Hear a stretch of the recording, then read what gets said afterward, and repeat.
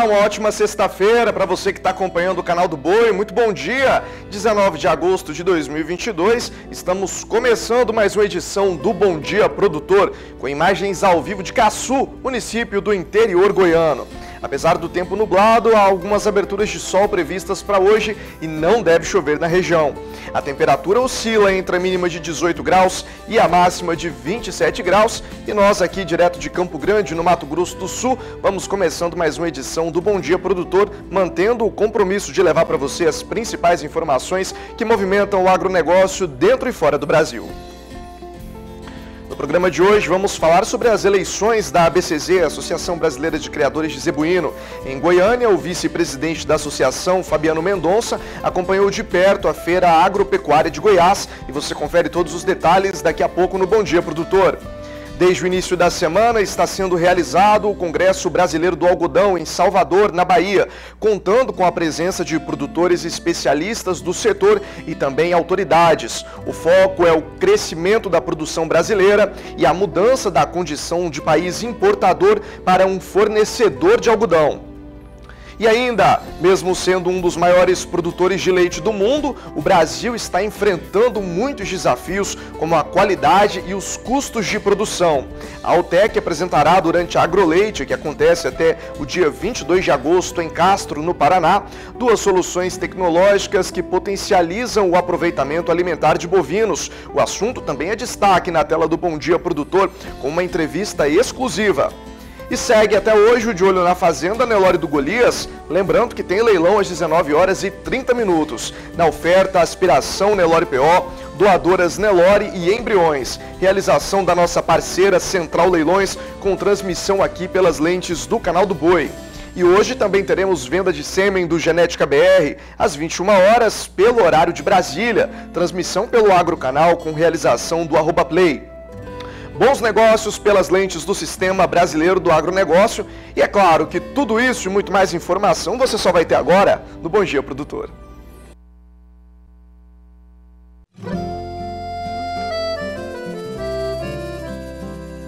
Acorda que o galo já cantou e o sol já vem fazer brotar mais um novo dia. Lenha no fogão, café pra esquentar e a bicharada no quintal. Bota pra molhar, tira leite no curral, arreia o cavalo, tem gado pra campear.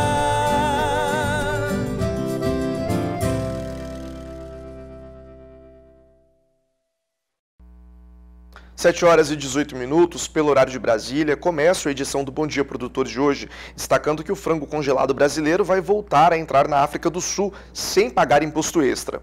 O país suspendeu por 12 meses as tarifas antidoping que vigoravam desde dezembro do ano passado. A repórter Berenice Leite traz os detalhes. Até agora, o frango congelado do Brasil entrava no país africano pagando tarifas extras de 6% a 265%, além do imposto de importação. O governo sul-africano alegava que o produto brasileiro prejudicava os produtores locais. A imposição de tarifas antidumping é justificada quando um país exporta um item abaixo do preço de custo. E pela legislação internacional, essa prática é entendida como concorrência desleal. Os Ministérios da Economia e das Relações Exteriores negam a acusação. Em nota conjunta, as duas pastas informaram que mantiveram diálogo constante com as empresas brasileiras investigadas e com as autoridades sul-africanas. O governo brasileiro diz ainda que seguirá atento ao caso na expectativa de que a suspensão temporária das tarifas antidumping se torne definitiva. Você acompanha agora a análise da Scott Consultoria para o mercado do boi gordo. As informações são com Pedro Gonçalves. Bom, o que a gente viu nas praças pecuárias de São Paulo foi que as escalas alongadas, fechadas aí até o final do mês, aliado ao baixo consumo do mercado doméstico, acabaram fazendo com que a ponta compradora oferecesse a menos pela arroba do boi gordo. Assim, no comparativo diário, foram oferecidos R$ 5,00 a menos por arroba do boi gordo, R$ 4,00 a menos por arroba da vaca gorda e R$ 2,00 a menos por arroba da novilha gorda. Se as cotações para São Paulo fecharam em R$ 295 por arroba para o boi gordo, R$ 274 por arroba para a vaca gorda e R$ 290 por arroba para a novilha gorda. Já os animais com destino à exportação, né, os animais mais jovens com até 4 dentes, destinados principalmente à China, as cotações aí ficaram a R$ 305 por arroba. Mas vale ressaltar que alguns negócios foram fechados abaixo dessa referência. Todos esses preços, né, são brutos e a prazo. Já na praça de Belo Horizonte, Minas Gerais, as escalas, né, que ainda estão confortáveis acabaram fazendo com que a ponta compradora também oferecesse a menos pela arroba do boi gordo. Houve uma queda de R$ 3 por arroba, né, do boi gordo e de R$ 1 por arroba para as fêmeas, né, no comparativo dia a dia. Assim, as cotações fecharam em R$ 282 por arroba para o boi gordo e a vaca e a novilha fecharam aí os negócios em R$ 265 por arroba, preços também brutos, né, e a prazo. Já em Três Lagoas, houve queda apenas nas fêmeas, né, onde a vaca gorda recebeu uma diminuição de R$ 2 por arroba, né, nos preços e a novilha gorda de R$ 3 por arroba. Assim, as cotações ficaram em R$ 285 por arroba para o boi gordo, R$ 258 por arroba para a vaca gorda e R$ 266 por arroba para a novilha gorda. Por hoje é só, pessoal. Muito obrigado. Bom, vamos então para a cotação do boi gordo com a apuração da Scott Consultoria.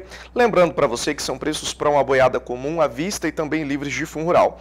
Sempre começo pela região sudeste trazendo destaque. Inclusive, são preços mínimos que já mostram queda de R$ 9,00 em Barretos, interior de São Paulo. O número aqui já vai ao valor de R$ 288,50, como você aí de casa pode observar comigo nessa primeira tela, referente ao sudeste do Brasil. Destaquei Barretos com essa queda de R$ 9,00, mas não é só lá que tem registro de queda. Araçatuba também vem com uma queda significativa de R$ 9,00. A arroba vem cotada também ao valor de R$ 288,50.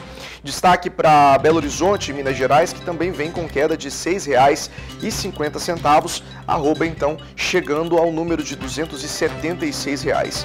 Tem queda de R$ 5,50 no Triângulo Mineiro, arroba R$ 275,00. Também tem queda de R$ 4,50 no sul de Minas, arroba vem a R$ 279,00. Queda de R$ 5,50 no norte de Minas Gerais, arroba cotada a R$ 279,00. Rio de Janeiro com queda de R$ 5,50, arroba R$ 285,50. E destaque também para o Espírito Santo, que tem queda de R$ 4,00 na manhã dessa sexta-feira, arroba vem a R$ 272,00. Você lembra muito bem que ao longo dessa semana algumas praças não registraram variação, mas desde ontem o cenário começou a mudar, apontando aí para essas quedas que você observa na manhã dessa sexta-feira. Saindo do sudeste do Brasil, você já sabe que a gente vai para o sul do nosso país. Mostro para você as principais praças a partir de agora da região sul. Destaque de queda de R$ 5,00 no noroeste do Paraná. Valor da arroba cotado a R$ 295,50. Esse é o preço mínimo. Também tem queda de R$ 4,50 no oeste de Santa Catarina, arroba cotada a R$ 317,00, como você aí pode observar junto comigo na manhã de hoje. Queda de 25 centavos no oeste do Rio Grande do Sul, valor da arroba vem a R$ 10,50 o preço pago pelo quilo. E em Pelotas, no Rio Grande do Sul, também tem queda de 25 centavos, preço pago a R$ 10,55 o quilo. Essas duas praças em específico registraram algumas variações positivas nos últimos dias, mas hoje também apresentando queda significativa aí no valor que tem sido pago. Saindo do sul do Brasil, nós caminhamos para a primeira tela do Centro-Oeste. Já mostro para você que em Goiânia tem queda de R$ 5,50, arroba vem a R$ 276,00. Tem queda de R$ 7,50 no sul do Goiás, arroba cotada a R$ 277,00. E do Goiás a gente desce para o Mato Grosso do Sul, apontando queda de R$ 3,50 em Campo Grande, a capital do estado, que vem a R$ 279,00. Dourados, na faixa sul de Mato Grosso do Sul, tem queda de R$ 6,50, arroba vem a R$ 279,00. E Três Lagoas, também no Mato Grosso do Sul, município que faz divisa com o estado de São Paulo, com queda de R$ 3,50, arroba vem a R$ 279,00. Lembrando mais uma vez, preço para uma boiada comum, à vista e livre de fundo rural. Agora a gente vai para o para a segunda tela do Centro-Oeste, para o estado do Mato Grosso. Olha aí, o Mato Grosso ontem tinha um cenário um pouco diferente, né? Cuiabá e Norte tinham queda, Sudeste e Sudoeste não tinham variação de queda, tinha variação de alta. Vamos ver como que está esse cenário hoje? Tem queda de R$ 7,50 em Cuiabá, arroba vem a R$ 269. Queda de R$ 7,50 no Norte do Mato Grosso, arroba R$ 270. E aí o Sudeste, que ontem teve alta, hoje tem queda de R$ 6,50, registrado aí o valor a R$ 271. E o Sudoeste do estado, que ontem também tinha variação de alta, hoje tem variação de queda para R$ 5,50, indo a R$ 269. São os destaques aí das 4 praças da região do Mato Grosso, que possui um dos maiores rebanhos bovinos do nosso país. Lembrando, hein, pessoal, o valor para arroba à vista para uma boiada comum livre de fumo rural. Nordeste do Brasil, vamos lá? Tá chegando aí para você também. Queda de R$ 4,00 em Alagoas. Essa queda deixa a arroba em R$ 298,50. Também tem queda de R$ 3,50 no oeste da Bahia, arroba R$ 274. Queda de R$ 3,50 no sul da Bahia, arroba também a R$ 274. E no Maranhão tem queda de R$ 4,00 na região oeste, R$ 4,50, arroba cotada a R$ 270. Para terminar essa nossa análise diária, vou terminar mostrando para você o norte do Brasil. O Acre permanece estável, né? Olha, como você está observando aí na sua tela, continuando como ontem, R$ 259. Inclusive, o Acre ontem teve queda de R$ 23, uma queda bastante significativa, mas hoje o número não apresentou variação. Agora, olha só, tem queda de R$ 3,50 em Redenção, no Pará, arroba vem a R$ 266. Queda de R$ 5,50 em Marabá, município que também pertence ao estado paraense, R$ 274. Queda de R$ 5,50 em Paragominas, no Pará, arroba R$ 277. Queda de R$ 4,50 no sudeste de Rondônia, que você observa aí, olha só, arroba vem a R$ 258, é o menor valor dessas praças que eu mostro para você. Queda de R$ 3,50 no sul do Tocantins, arroba R$ 274. E queda de R$ 4,50 no norte do Tocantins, arroba vem a R$ 273. Lembrando para você que nos acompanha que são preços mínimos para uma boiada comum, à vista e livres de fumo rural. Para mais detalhes, dá um pulo no portal sba1.com. E a gente dá sequência para você ir conferir agora como fechou a cotação do bezerro Nelore ontem, com a apuração também da Scott Consultoria.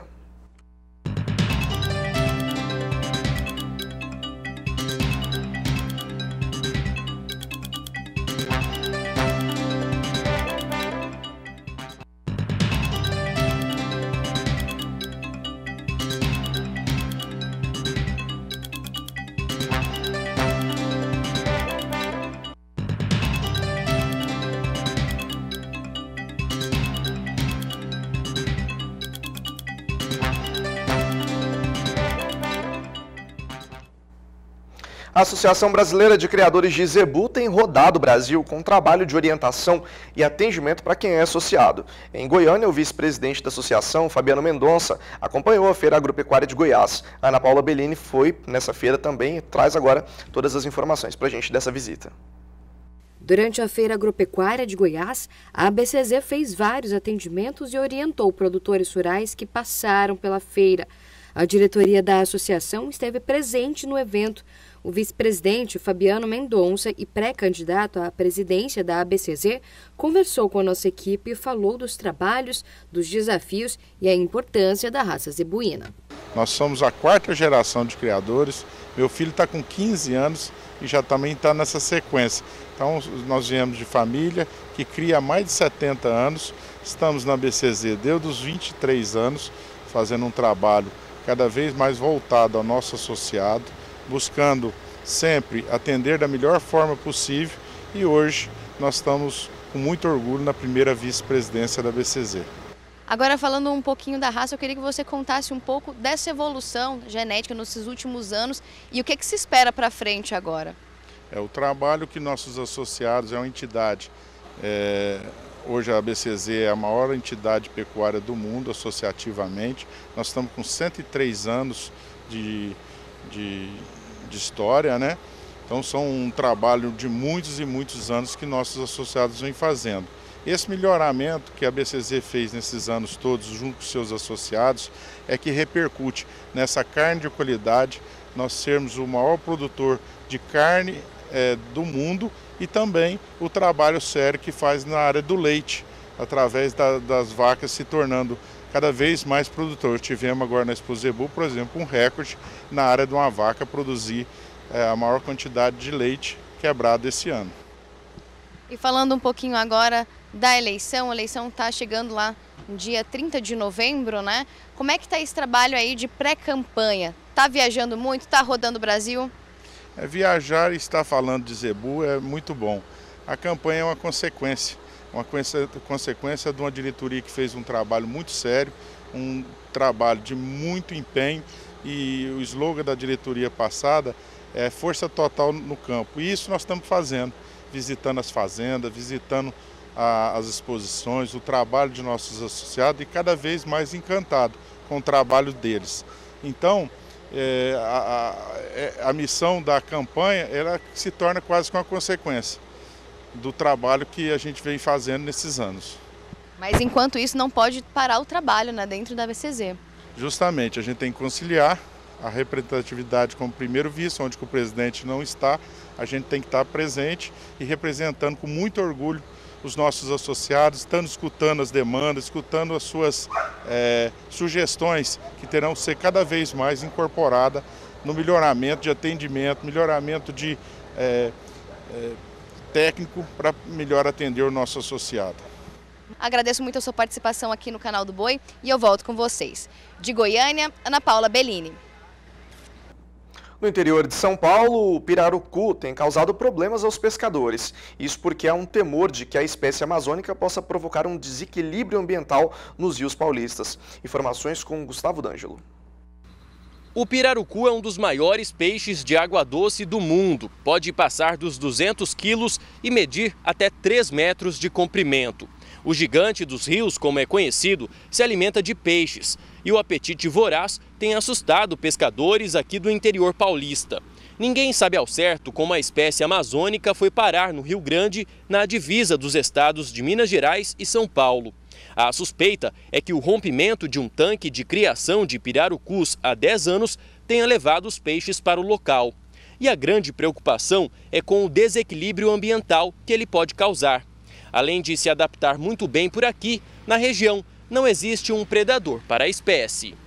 De Araçatuba, São Paulo, Gustavo D'Angelo.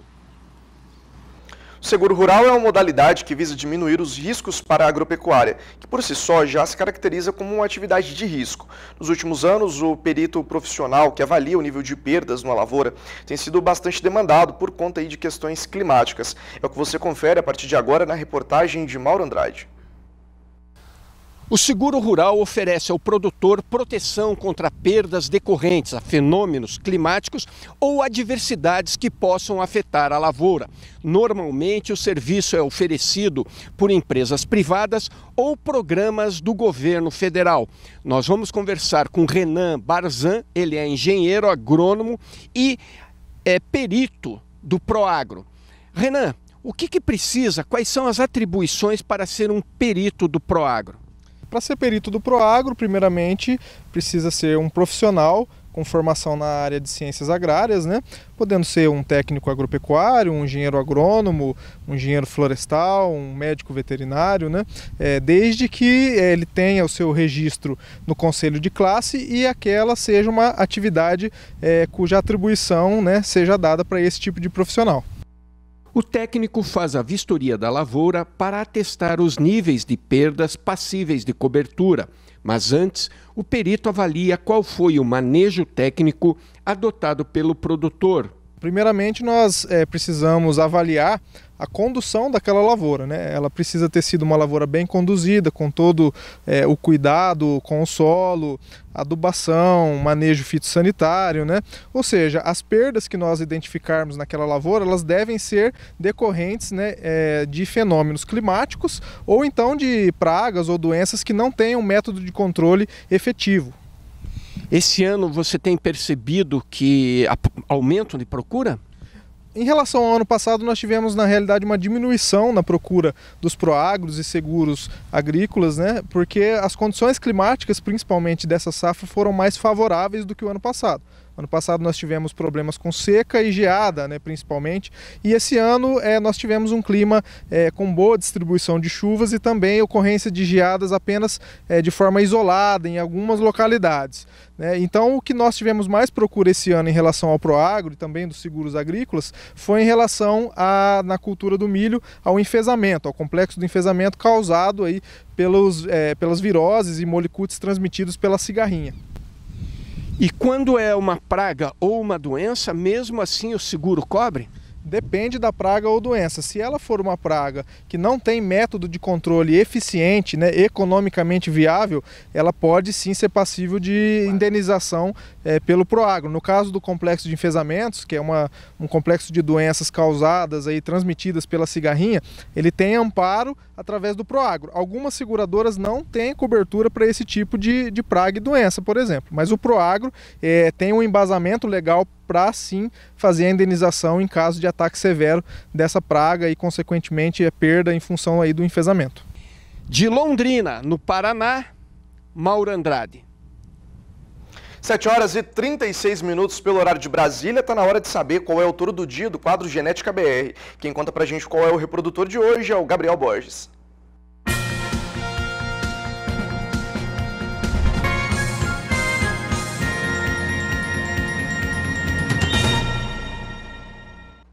E o touro do dia de hoje traz um cimental extraordinário para você. Tá aí na tela, Bar 5 SA Joe 412P no pacote de 200 doses. Tá na oferta de 12 por apenas R$10 a dose. Olha que touro extraordinário para construção de características de carcaça, para fazer a heterose aí no cruzamento industrial. Tá aí um filho do Lacto Gold na Salerica Mivan 2. Olha aí que extraordinário touro. E lembrando que a ação Touro do Dia vence à meia-noite. Não perde a oportunidade não, tá dentro do protocolo ainda. Aproveita a oportunidade de 12 por 10.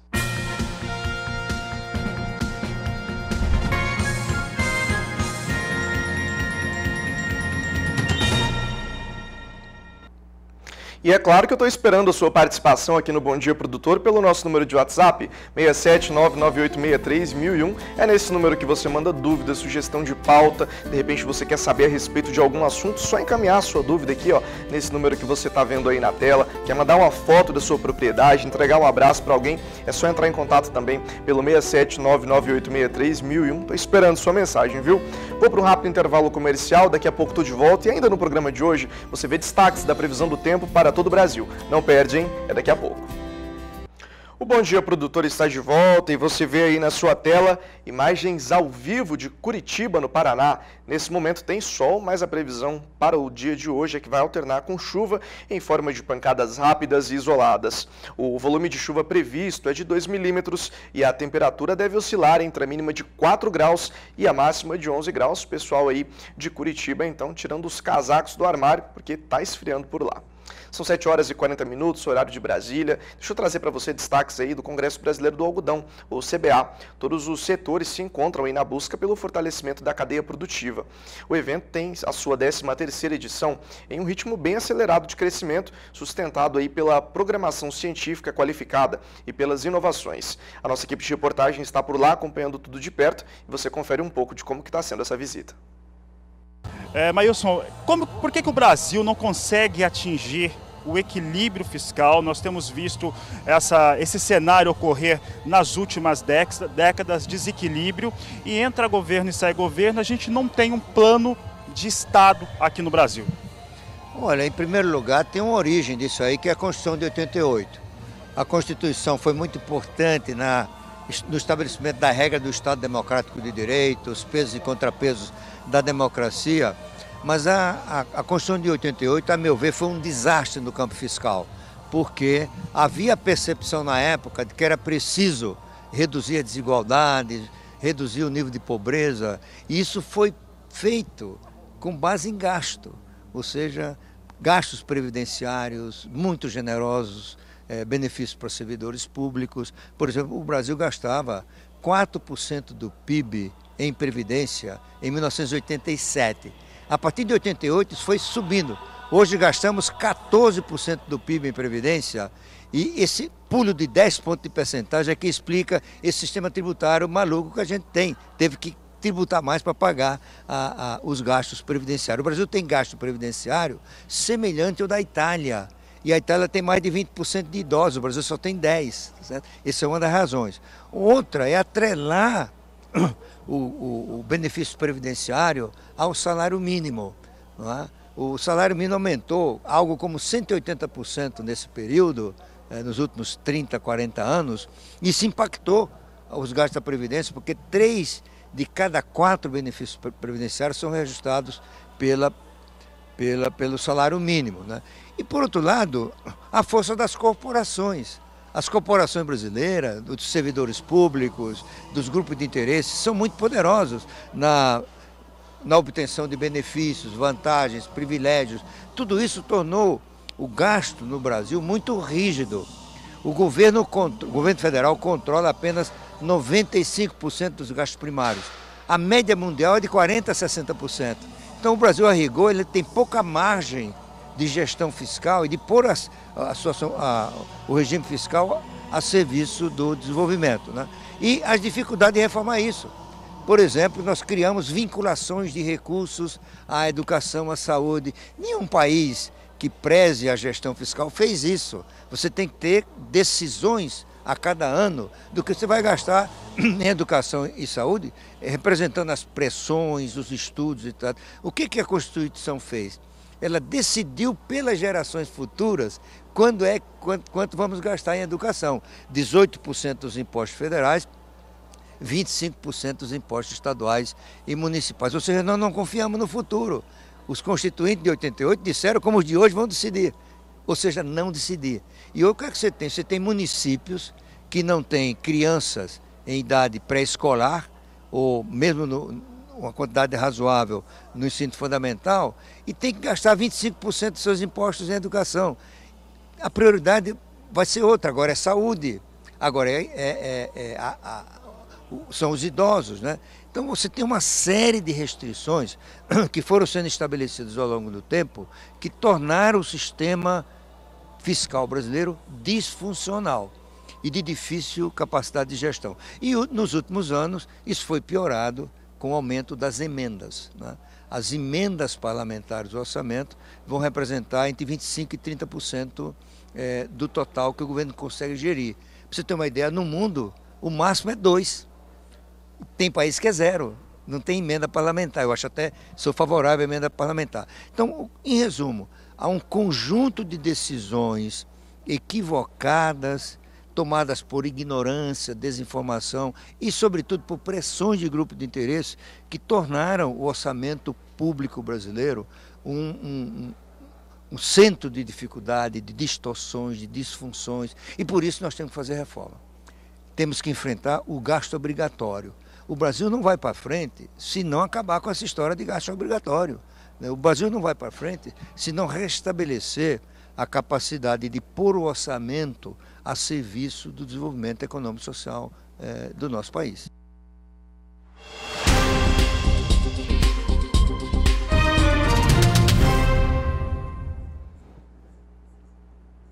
Sete horas e 45 minutos pelo horário de Brasília. Vamos aos destaques da previsão do tempo para todo o Brasil com o Agroclima. A Julia Marques conta pra gente quais são as atualizações do tempo. Julia, bom dia para você. Vinícius, bom dia para você e bom dia para todos. O frio se estabelece sobre a região sul, sudeste e centro-oeste nesta sexta-feira. Na região sulista, a massa de ar frio de origem polar avança para o Rio Grande do Sul, declinando mais ainda as temperaturas. Com isso, o amanhecer deve ser gelado em todo o estado, com possibilidade de chuva congelante no começo da madrugada na Serra Gaúcha e Catarinense. Porém, o tempo abre rápido e já fica com condições para a formação de geada ampla no estado gaúcho, ficando de fora apenas o leste e o litoral norte do estado. A previsão de geada também em Santa Catarina.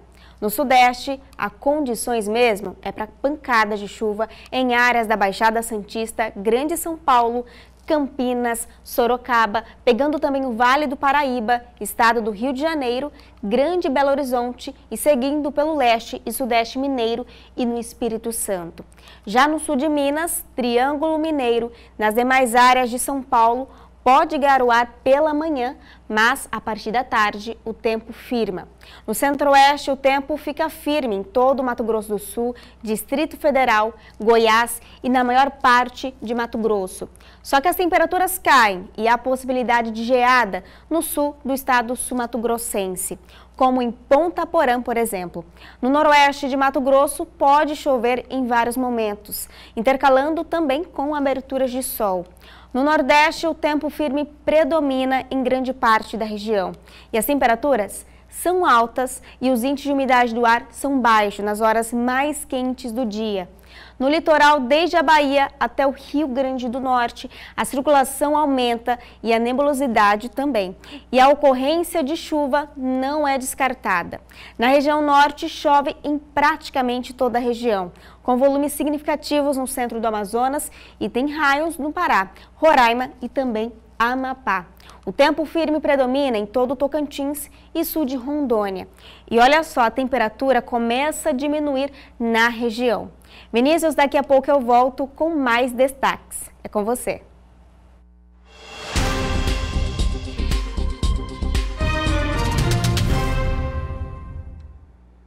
Em entrevista, Walter Puga Júnior, o consultor de mercados do agronegócio Alexandre Mendonça de Barros, abordou o atual cenário de pressão nos preços da arroba de boi gordo. Para ele, o mercado vive hoje um ciclo de aumento de oferta de animais que estão prontos para o abate. Os preços do boi gordo têm uma trajetória de baixa nesse período.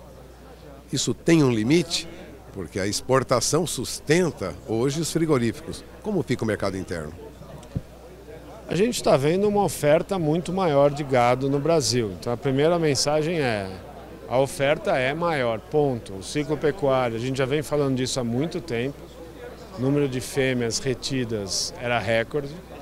O número de bezerros nascidos, recorde.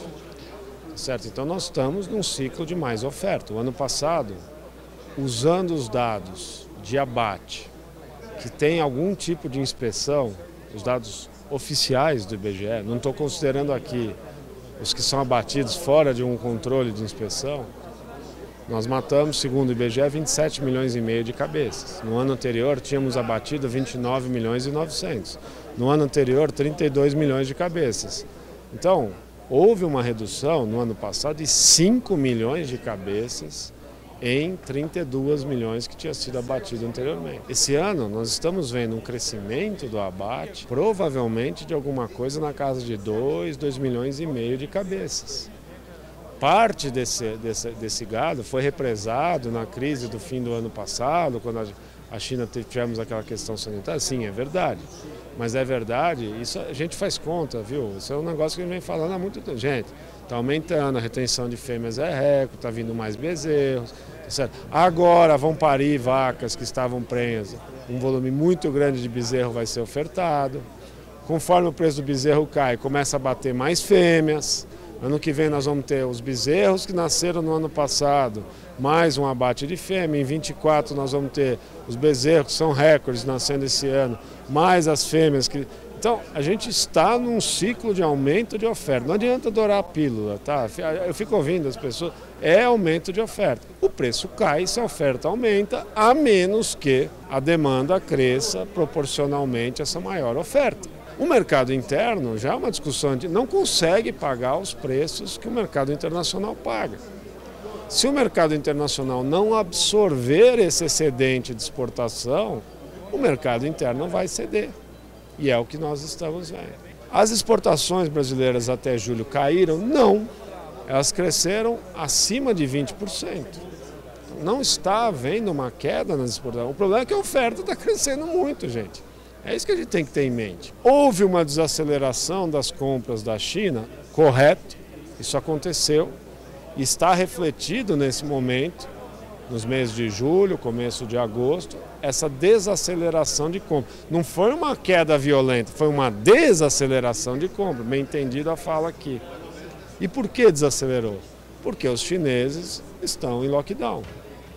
O que o lockdown promove? A gente tem que pensar no fluxo de caixa dos importadores de carne. Ele vem importando carne com preços em ascensão, forma estoques altos e não consegue deslocar esses estoques dentro da China. Se ele não distribui essa carne, ele não recebe por essa carne e está pagando o que está chegando. O que acontece então? Ele tira o pé das compras, ainda que saiba que vai voltar a ter demanda chinesa para frente. Porque ele precisa desovar esses estoques que foram formados na desaceleração da distribuição interna. Então, na minha visão, nós vamos voltar a ver a China comprando. E, por favor, ela está comprando. Está clara a mensagem aqui? Não adianta a gente culpar nosso maior cliente. O que aconteceu de novo e o que pode acontecer de ampliação de mercados no próximo ano? Primeira coisa nova desse ano, Estados Unidos. Nós exportamos forte na virada do ano. Carne de primeira ajudou a subir os cortes do traseiro aqui no Brasil, porque exportamos 60 e poucas mil toneladas para os Estados Unidos. Os Estados Unidos vai viver a sua menor oferta de carne a partir do próximo ano. Os números não são meus, são do governo americano. Eles estão dizendo que de 12 milhões e 700 mil toneladas produzidas esse ano e no ano passado, o ano que vem cai 900 mil toneladas para um patamar de 11 milhões e 800 mil toneladas. É a maior queda já registrada no maior produtor de carne bovina do mundo. Isso pode ampliar as exportações brasileiras para os Estados Unidos? Perfeitamente. Isso pode ampliar outros mercados internacionais que os americanos atendiam. Provavelmente os australianos vão entrar nesses mercados e aí vão abrir brecha para a carne brasileira. Nós estamos vendo problemas de aftosa na Indonésia. É possível que nós vejamos mais importação de carne bovina pela Indonésia. Não é só a China essa conversa. Então, me parece que o próximo ano carrega um potencial melhor ainda no mercado exportador e eu insisto que está crescendo esse ano contra o ano passado. Mas, por favor, o ciclo de oferta brasileiro é de maior oferta, ponto. Se não tiver um crescimento das exportações, gente, proporcional a esse aumento de oferta, ou seja, no ano que vem, tem chance da gente voltar a matar 32 milhões de cabeças na minha conta, 31 e pouco. Veja, já voltamos a 5 milhões que caíram, em tese em 23, 24 volta. É muita carne, é uma carcaça mais pesada. É uma carcaça, portanto, que tem que ser absorvida. O mercado interno não aguenta pagar os preços do mercado internacional. A menos que nós tenhamos uma brecha no mercado internacional, os preços cederão. Minha visão, teremos essas oportunidades no mercado mundial. E você já sabe que desde o início da semana está sendo realizado o Congresso Brasileiro do Algodão, contando aí com a presença de produtores, especialistas do setor e autoridade. Durante o evento, a nossa equipe de reportagem conversou com um dos convidados do Congresso e vice-presidente da Ampasul. E seguimos aqui na cobertura do 13º Congresso Brasileiro do Algodão. Temos conversado com muita gente, visto como é que estão as questões tecnológicas, técnicas e, claro, de comercialização também. É por isso que eu converso agora com Walter Schlatter, ele que é vice-presidente da Ampasul, e fala conosco um pouco sobre esse assunto no seu estado, no Mato Grosso do Sul. Walter, obrigado pela participação aqui no canal do Boi. Como é que essa comercialização tem ocorrido com o produtor de algodão sul-mato-grossense? Boa tarde, seja bem-vindo. Boa tarde. Nesta safra 21-22, estamos finalizando a colheita agora do algodão em Mato Grosso do Sul. Já está em torno de 70% comercializado já. E a expectativa também para o ano que vem é de ter um aumento de área em torno de 15%. E o produtor de algodão, por ser uma cultura muito cara, hoje ela está em torno de R$17 mil por hectare, o custo. Então o produtor gosta de trabalhar redeado. Então uma parte já da safra 22-23 ele já comercializou. Eu acredito que em torno de 40% da safra do ano que vem já está comercializada. Em relação aos custos de produção, é uma cultura de custos mais elevados. Ele se elevou de uma campanha para outra? Sim, esta safra que nós vamos fazer, 22-23, o custo maior está nos fertilizantes. Né? O fertilizante a nível mundial subiu demais e o algodão demanda muito fertilizante. Então o custo do algodão deve ter um acréscimo aí de em torno de 20% a mais. Felizmente, os preços para a safra 23 também estão com uma tendência de alta. Já tenho alguns momentos para o produtor ir fixando em torno aí de $1 por libra peso, que é um excelente preço, que dá um retorno interessante para o produtor. Nós no Mato Grosso do Sul, o algodão ele é plantado em dezembro, então é uma cultura de verão que só dá uma safra por ano. Então ela concorre com soja e milho. Então o produtor, que ele faz a conta? Qual é o lucro da soja e qual é o lucro do milho safrinha? Deu tanto. Né? E ele faz o mesmo cálculo para o algodão verão, porque ele planta algodão e não planta soja e milho. Então o algodão no Mato Grosso do Sul tem uma dificuldade de crescer, mesmo quando os preços internacionais estão bons, porque ele concorre com a soja e o milho, que o preço também está bom. Bom, e é o caso que nós temos agora. O preço, ele é compensador se nós pensarmos apenas na cultura do algodão. Competição com a soja que tem segurado um pouco, então, a área de produção? Isso, né? Como a demanda por alimento mundial também é muito forte, então o preço da soja também está muito bom e o preço do milho também está muito bom. Então hoje você planta duas culturas e o algodão sozinho, como os preços estão muito bons, o algodão ainda dá um pouquinho mais de retorno. Mas por ser uma cultura única, você aposta, né, todos os ovos numa cesta única.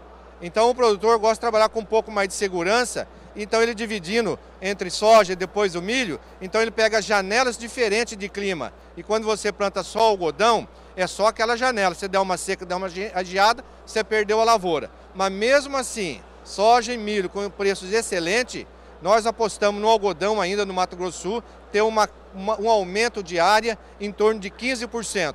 Devemos chegar em torno de 33 mil hectares de algodão por hectare. E um dado interessante, Mato Grosso do Sul, nos últimos 5 anos, ele vem batendo recorde de produtividade de algodão por hectare no Brasil. Passamos Mato Grosso, Bahia, Minas e Goiás. Produtividade por hectare, com excelente qualidade. Então, Mato Grosso do Sul, em hectare, é o maior produtor do Brasil. Tá certo, Walter Schlatter, obrigado pela participação. Não sabia disso, não tinha olhado por esse prisma. Muito bem. É um dado muito interessante. Isso aí é só você consultar na Conab, que tem os números de produtividade lá. Então, o Mato Grosso do Sul, os produtores que ficaram, realmente usam o que tem de melhor em tecnologia, em máquinas, semente e tratos culturais. E com um bom trabalho, o resultado é uma alta produtividade.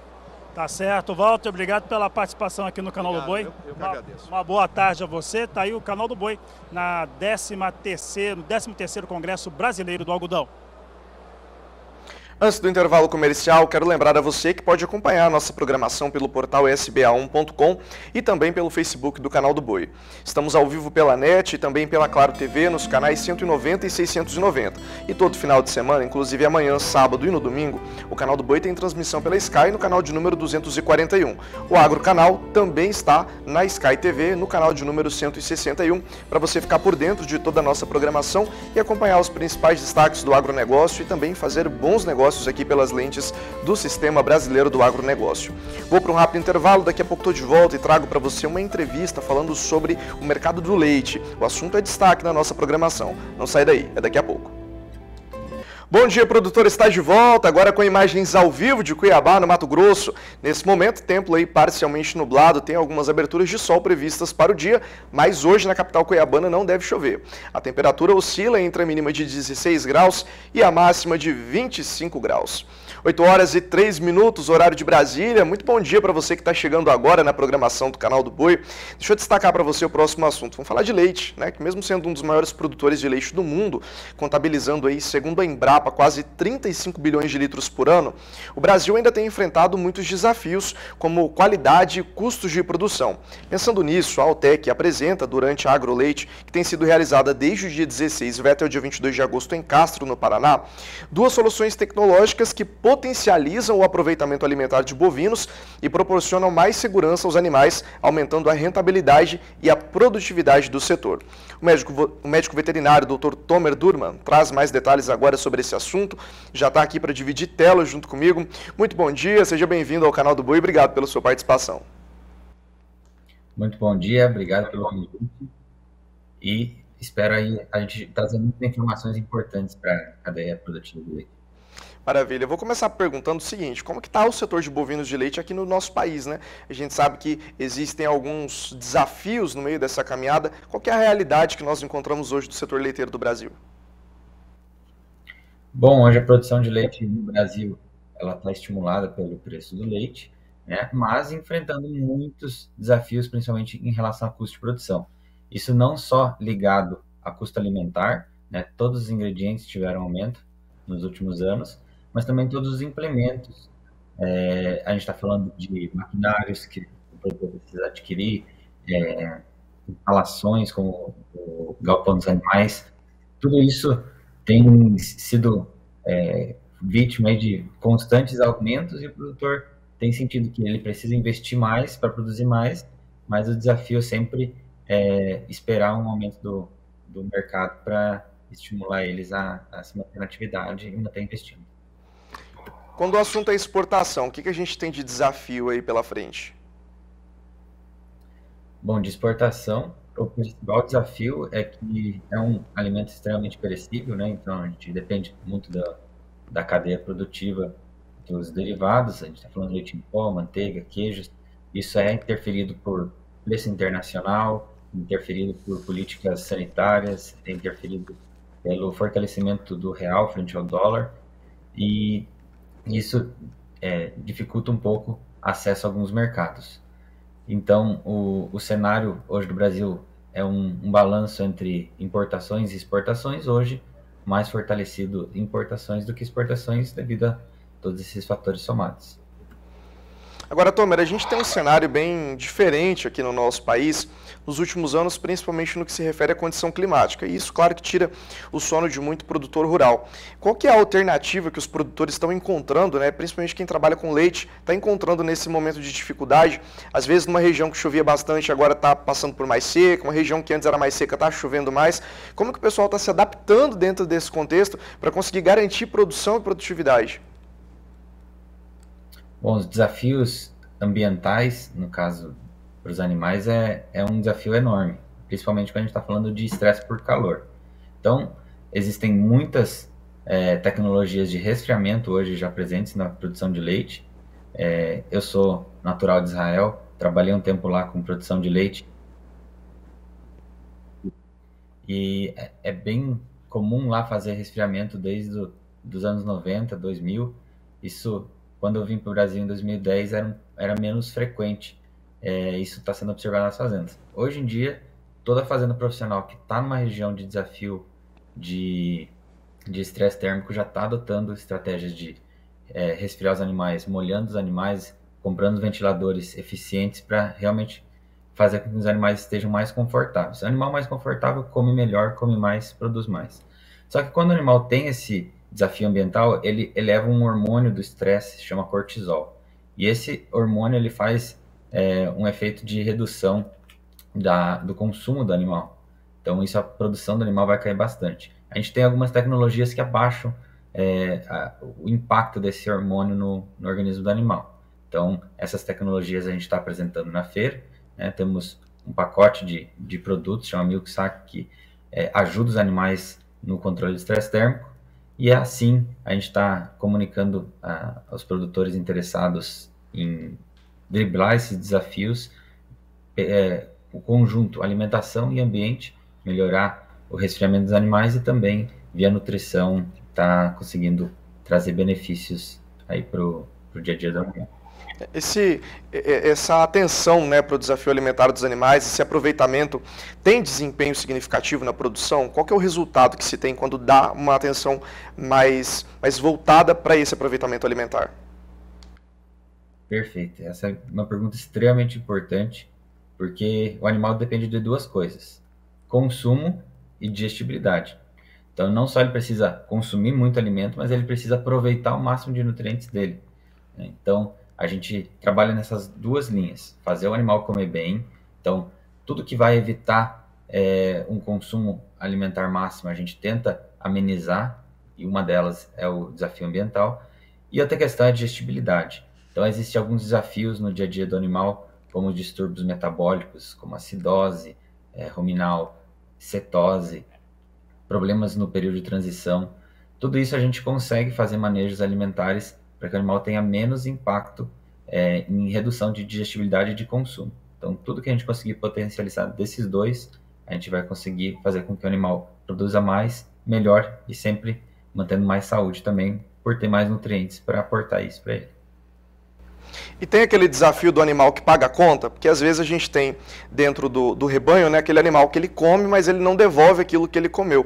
Dentro da pecuária de leite, como que é trabalhar essa questão de ter uma nutrição e um animal que está sendo nutrido e está devolvendo aquilo que ele está consumindo?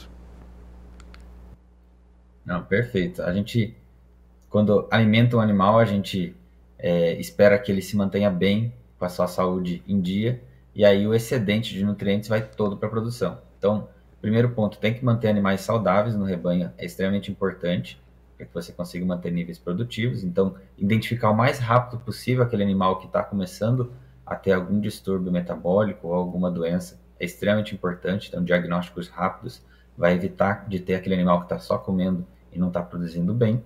E também trabalhar no melhoramento genético, para você sempre ter um animal que tenha uma melhor conversão alimentar, ou seja, o alimento que ele come é rapidamente alocado para a produção. Isso, com programas de melhoramento genético, tem sido cada vez mais frequentes para identificar quais são os melhores animais da sua fazenda, fazer um melhoramento genético nesses animais, e os animais que têm uma genética mais atrasada, tentar fazer com que aquela genética deixe de fazer parte do rebanho. Então, um conjunto de fazer com que o animal esteja sempre saudável, melhoramento genético, alimento de boa qualidade e garantir que a digestibilidade vai ser sempre máxima. Tudo isso vai garantir que boa parte do que o animal está consumindo vai virar leite. Tomer, eu preciso encerrar a nossa entrevista, mas antes eu queria que você comentasse para a gente um pouco da participação de vocês aí na AgroLeite e sobre as tendências também que foram apresentadas. Certo, então para todo mundo que tiver curiosidade, estiver na feira, passe na casa da Altec, a gente tem muita novidade para mostrar. Temos um adsorvente de micotoxina extremamente eficiente, sendo trabalhado na pesquisa desde 95, então a gente tem uma base de dados muito robusta na pesquisa, mostrando muitos benefícios em estar conseguindo evitar a intoxicação dos animais. E na parte de desafios alimentares, a gente também tem um pacote de tecnologias MilkSac que está sendo apresentado, que está mostrando resultados incríveis. O pessoal está gostando muito do retorno que os animais estão tendo em saúde, reprodução e sanidade dos animais. Então, convido a todos a conhecer um pouco mais dessas tecnologias. Tá certo, Tomer. Obrigado pela sua participação aqui no Bom Dia Produtor. Obrigado pelo convite. Valeu. Bom, por aqui a gente dá sequência. São 8 horas e 12 minutos pelo horário de Brasília e a gente sai do Paraná e vai para Sinop, no Mato Grosso, para conferir a agenda de eventos da Ricardo Nicolau Leilões nessa sexta-feira. Você já sabe, né? Quem traz as informações é o Adriano Edival Filho, ele que já está aqui na tela junto comigo. Eu sei que nesse final de semana tem bons negócios. Meu amigo, é com você. Bom dia, Vinícius, bom dia para quem nos acompanha, né? A Ricardo Nicolau, vou te falar um negócio, viu? Não brinque em serviço, não. Cada hora um golpe diferente, né, rapaz? É igual um ninja, toda hora trazendo um bom negócio, cada hora trazendo uma boa oportunidade. A gente vem neste final de semana com rodada dupla. A gente vem no sábado pelo Canal do Boi com a Agropecuária Cangayan, Senhor Olímpio, Risso de Brito, com uma oferta de reprodutores Nelore EPO de altíssima qualidade, um padrão espetacular. E no domingo a gente tem o leilão Três Fronteiras, nós estamos falando da turma de Rondônia, né? A gente tem o Carlos Renato, a gente tem o Roque Júnior, José Milton e o Hugo Santiago, que é conhecidíssimo por todo mundo como Hugo da Vitassal, que foi o elo de ligação deste evento. Então nós temos essa turma inteira, né, essa oportunidade de negócio para você no final de semana. Eu já quero aproveitar e mostrar alguns dos reprodutores que são ofertados no sábado. Traz para nós lá, por gentileza, canal, o pool de imagens da Agropecuária Cangayan. E aí eu quero que você bote reparo nesses animais, nesses touros, porque é uma torama muito bem qualificada, uma torama muito bem padronizada, uma torama diferente, que vem num trabalho lá por conta do Sr. Olímpio. O Sr. Olímpio que trabalha com o coração, né? Ele vive de pecuária, então ele faz o melhor que pode, sem sombra de dúvida, do que ele tem nas mãos. E nós temos reprodutores realmente muito bem avaliados, reprodutores muito bem selecionados. O pool de imagens da Agropecuária Cangayan chegou lá. Reprodutores muito bem selecionados, reprodutores muito bem qualificados, uma seleção de mais de 40 anos. São mais de 40 anos selecionando. Na verdade é um pouquinho menos, é 38, né? São 38 anos de seleção, quase 40 anos, trabalhando, selecionando em prol da pecuária brasileira. E você percebe a padronização do gado que vai ser ofertado. No meio desses touros que você está acompanhando aí, nós temos também animais que são reserva do Sr. Olímpio, ou seja, animais que ele tinha reservado para ele na fazenda, para ficar, mas para abrilhantar o leilão, o que é que ele fez? Ele coletou o touro e ofertou ele, tá certo? Então ele fez a coleta, né? Separou algumas doses do reprodutor, mas está comercializando para você que está me assistindo. Tudo bem, Antônio Emílio? Antônio Emílio da AEG Assessoria está chegando aqui também. Você percebe agora também as fêmeas, porque além dos touros, nós também teremos uma oferta de fêmeas. Serão 30 fêmeas, Nelore PO prenhas, gadão, do jeitinho que o senhor vai acompanhando aí, tá certo? Um gado sem sombra de dúvida para você incorporar ao seu plantão, incorporar ao seu rebanho e ter excelentes, ótimos resultados. Além dessas fêmeas que você vai acompanhando, eu quero aproveitar agora e mostrar também alguns lotes individuais. Caio, você vai me avisando do meu tempo, hein? Nós temos lá, deixa eu mostrar para a turma, o lote 24. Por quê? Porque o lote 24 é um dos touros que era a reserva do Sr. Olímpio. O lote 24 vem chegando com 792 quilos, 39 de bola. Um touro com seus 33 meses, 102 para a área de olho de lombo. Lembrando a você que essas medidas são medidas pré-leilão. 102 para a área de olho de lombo, 2,17 de marmoreio e 3,16 de espessura de gordura subcutânea. Agora chama a sua atenção para a carcaça, que carcaça cilíndrica, né, convexa, carcaça frigorífica que este touro vem trazendo. Olha o volume de posterior que ele tem, acomoda melhor as carnes, é uma cabeça muito bem feita, um racial excepcional. Esse é o gado que a Agropecuária Cangayan vem fazendo. Um gado que já tem o tipo, já tem o jeito do Sr. Olímpio, né? Então assim, já tem essa característica. Ele utiliza e bebe muito da genética que vem produzindo, utiliza muitos touros de repasse da fazenda, inclusive aquelas fêmeas que vão ser ofertadas, todas elas estão prenhas de touros da Agropecuária Cangayan, né? Então assim, você percebe que realmente confia e acredita no trabalho que vem fazendo. Esse é o Sr. Olímpio Risso de Brito. E aí, passando um pouquinho mais para frente, né, o leilão é no sábado com transmissão do canal do Boi, que é amanhã. Na verdade, não é amanhã. É amanhã, né? Gente do céu, eu tô perdido igual o surdo em bingo. Amanhã já é sábado, né? Amanhã, sábado, com transmissão do canal do Boi, você vai ter a oportunidade de fazer bons negócios com o Sr. Olímpio Risso de Brito na Agropecuária Cangayan, tá certo? Sabadão amanhã, com transmissão do canal do Boi. E aí, no domingo, depois de amanhã, nós teremos uma oferta também de reprodutores, aí vem por conta do Três Fronteiras, touros também muito bem avaliados, uma torama jovem, precoce e carcaçuda. Eu já quero aproveitar e mostrar o lote 1.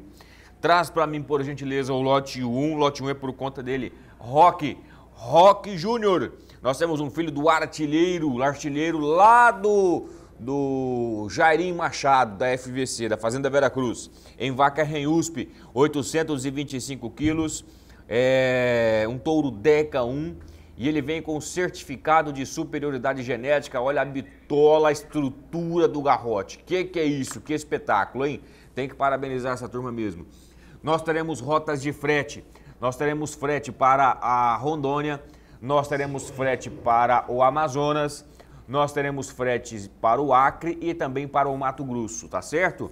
Rotas de frete aí, vai consultando. O leilão é no domingo pelo Agrocanal. Eu tenho lá também o lote 10. Quanto tempo, Cairão? Lote 10. Lote 10 também traz para nós, por gentileza. Nós temos um filho do truque, grande truque, em vaca USP, 730 quilos, 38 de bola. E touro jovem, tá certo? Touro com seus 26 meses. Touro com seus 26 meses. Essa é a tourama que essa turma vem ofertando. Essa é a turma que a tourama que essa turma vem produzindo lá, tá certo? Você vai acompanhando aí. Passando um pouquinho mais para frente também, vamos agora para o lote 57. Lote 57 agora é lá por conta dele, José Milton. Lote 57 por conta do José Milton. Nós temos um filho do Guardião em vaca Mandaqui. Guardião em vaca Mandaqui são 752 quilos. Este é um touro indicado ao penate, tá certo? Um touro indicado ao penate, touros jovens, né? E assim, vem com seus 23 meses, 752 quilos. É um touro que está muito bem avaliado também dentro do Gene Plus. O José Milton, ele trabalha tanto com o Gene Plus, como também com o PMGZ. Então ele tem 2 programas de avaliação que ele utiliza lá na fazenda para selecionar o seu gado. Nós temos lá também agora, vamos passar um pouquinho mais para frente, nós temos lá também agora o lote 83, deixa eu mostrar o lote 83. Lote 83 vem chegando agora por conta do Carlos Renato. Nós temos um filho do Guardião em vaca Gabriel, com seus 700 quilos, 39 de bola também. Olha o que está musculado, o que está estruturado o garrote, hein? Minha nossa, minha nossa. Tudo isso e muito mais é no domingo com transmissão do Agrocanal a partir das 14 horas Brasília, hein? 14 horas Brasília. Você é o nosso convidado, a transmissão é por conta do Agrocanal. O Agrocanal que está em tudo quanto é lugar. Está em tudo quanto é lugar, em tudo quanto é TV, de tudo quanto é jeito, de tudo quanto é tipo que você pensar. Está o Agrocanal, você consegue ter acesso. Você consegue assistir também pelo aplicativo da Ricardo Nicolau, pelo nosso site, pelo site do SBA1. Ó, vou te falar um negócio. Ficou fácil agora. Ficou fácil para você acompanhar os leilões da Ricardo Nicolau, né? Estamos em todos os lugares, sempre trazendo excelentes oportunidades de negócio. E qualquer dúvida que você tiver, é só manter contato conosco através do nosso site, que é o ricardonicolauleilões.com.br, ou através dos telefones que vão aparecendo também no rodapé do vídeo para você fazer extra de um negócio, tá certo? Tudo isso e muito mais neste final de semana. Canal do Boi, Soro Olímpio, Rio de Brito. E no sábado, nós teremos aí, né, a Agropecuária Canganhã. E no domingo nós teremos o leilão Três Fronteiras com muita qualidade. Vinícius, assim eu encerro minha participação por aqui. Um forte abraço a você, a sua equipe, para quem sempre acompanha a gente dentro do Bom Dia Produtor. Até mais, tchau, tchau. Valeu, meu amigo, obrigado pela sua participação, bom fim de semana para vocês, bons negócios aqui pelas lentes do Canal do Boi. Lembrando para você aí de casa que se quiser mais informações, dá uma passadinha lá no portal sba1.com, que a nossa agenda está completa e lá você fica sabendo aí com mais detalhes de toda a oferta que vem pela frente nesse fim de semana pela Ricardo Nicolau Leilões. 8 horas e 21 minutos, horário de Brasília, seguindo na cobertura do 10º Congresso Brasileiro do Algodão. A gente tem agora uma entrevista com Fábio Lemos, que é gerente de cultivos algodão da FMC, e traz mais detalhes sobre os lançamentos e tecnologias envolvendo o trabalho com o algodão. E seguimos aqui na cobertura do 13º Congresso Brasileiro do Algodão. Tem muita novidade, tem muitos lançamentos aqui voltados para a cotonicultura. É por isso que eu converso agora com o Fábio Lemos, nosso convidado agora. Ele que é engenheiro agrônomo e gerente de cultivo de algodão da FMC. Fábio, vocês trouxeram um lançamento aqui que traz uma situação muito interessante para trabalhar tanto de uma forma que eu trabalhe com químicos e não químicos junto ao algodão. Como é que essa tecnologia funciona? Boa tarde, seja bem-vindo. Olá, boa tarde a todos os telespectadores do Canal do Boi. É uma oportunidade de a gente estar aqui falando com vocês, mas principalmente estar aqui no Congresso do Algodão, né, que une toda a cadeia dos agricultores, dos consultores e gerentes das fazendas. E mais do que isso, né, a gente entender e trazer oportunidades e lançamentos para eles. Acho que o primeiro ponto desse produto que a gente está lançando é um produto biológico, multicultura, né? Porque hoje a gente tem um produto registrado para mofo branco, e ele traz a oportunidade de uso em soja, feijão, algodão, qualquer cultura que tenha a problemática da doença. E mais do que isso, é importante estar nesse congresso porque o agricultor que está aqui, ele no final do dia ele planta muita soja, planta algodão e planta feijão. Então quando você traz um produto multicultura, você traz a oportunidade dele usar durante todo o ano. E por que a gente está trazendo uma novidade dessa? Primeiro, porque é um biofungicida, né? Um fungicida biológico, né? Para controle do mofo branco. E isso nos anima porque é uma doença que causa bastante impacto nas culturas. E ele tem a oportunidade de fazer uma associação de manejo junto com os métodos tradicionais. Então o agricultor ainda vai continuar em algum momento usando fungicidas sintéticos, mas o fungicida biológico, esse biofungicida, ele pode entrar no manejo em associação com resultado, com performance e mais do que isso, com sustentabilidade, né? Então são duas bactérias em condição de proteção, né, que a gente chama de endósporos, e que o agricultor pode ter esse produto em condições de armazenamento na lavoura de 24 meses, então semelhante a muitos fungicidas sintéticos, e mais do que isso, é um produto que dá flexibilidade, seja de culturas, seja na questão de uso, porque ele pode utilizar com outros produtos químicos no momento da aplicação. Então isso nos dá certeza e é um pouco do que a FMC quer, trazer produtos biológicos que dê performance, mas que não atrapalhem o operacional do agricultor. Fábio, o biofungicida, hoje, falando de desempenho no campo, comparado a um fungicida também voltado para mofo branco, que é químico, que já temos no mercado, como que seria a avaliação, o posicionamento dele? Eu acho que assim, primeiro ponto, o fungicida biológico ele entra no manejo, o mofo branco, seja do mofo branco, seja as próximas doenças que a gente vai registrar. Mas acho que hoje, nos nossos testes, seja de pesquisa, seja com parceiros, a gente tem igual performance a um fungicida sintético. Então isso nos dá muito conforto em trazer para o agricultor, porque muitas das vezes quando as empresas levam um fungicida ou levam um biológico, tem-se o problema no sentido de menor performance. Nesse caso, a gente no manejo, a gente entende que o agricultor vai conseguir trazer muitos melhores resultados, né, em performance do que os sintéticos. E mais do que isso, a gente tem a oportunidade de desenvolver outras formas de controle e desenvolver outras coisas que hoje o fungicida sintético não traz. Então a gente tem casos na cultura da soja que a aplicação foliar ajudou na maior nodulação e consequente maior produtividade. Então isso que acho que o biológico traz. Multi-efeito, formas de atuação que hoje um sintético não traz. Tá certo. Fábio Lemos, eu agradeço sua participação aqui no Canal do Boi, aqui no Agricultura BR. Uma boa tarde a você. Obrigado a todos, bom evento e contem conosco para trazer soluções à agricultura, independente de qual ela seja. Tá certo. Obrigado, Fábio. Obrigado pela participação. Tá aí o Canal do Boi na cobertura do 13º Congresso Brasileiro do Algodão. O Nelore da Dourada, que você sabe, tem um leilão de reprodutores nesta segunda-feira, dia 22, 8 horas da noite, horário de Brasília, com a Leilosul, aqui pelo Canal do Boi, da extrema importância para as avaliações do seu rebanho. E para chegar ao leilão, os touros, além de passar pelo crivo do Geneplus, em Embrapa, ainda são submetidos a 2 vezes para passarem por ultrassonografia de carcaça. Isso mesmo, e é inclusive o que o Daniel de Paula traz para a gente agora, em uma conversa com a Liliane, da DGT Brasil, responsável por esse trabalho na Chácara da Dourada. Acompanhe.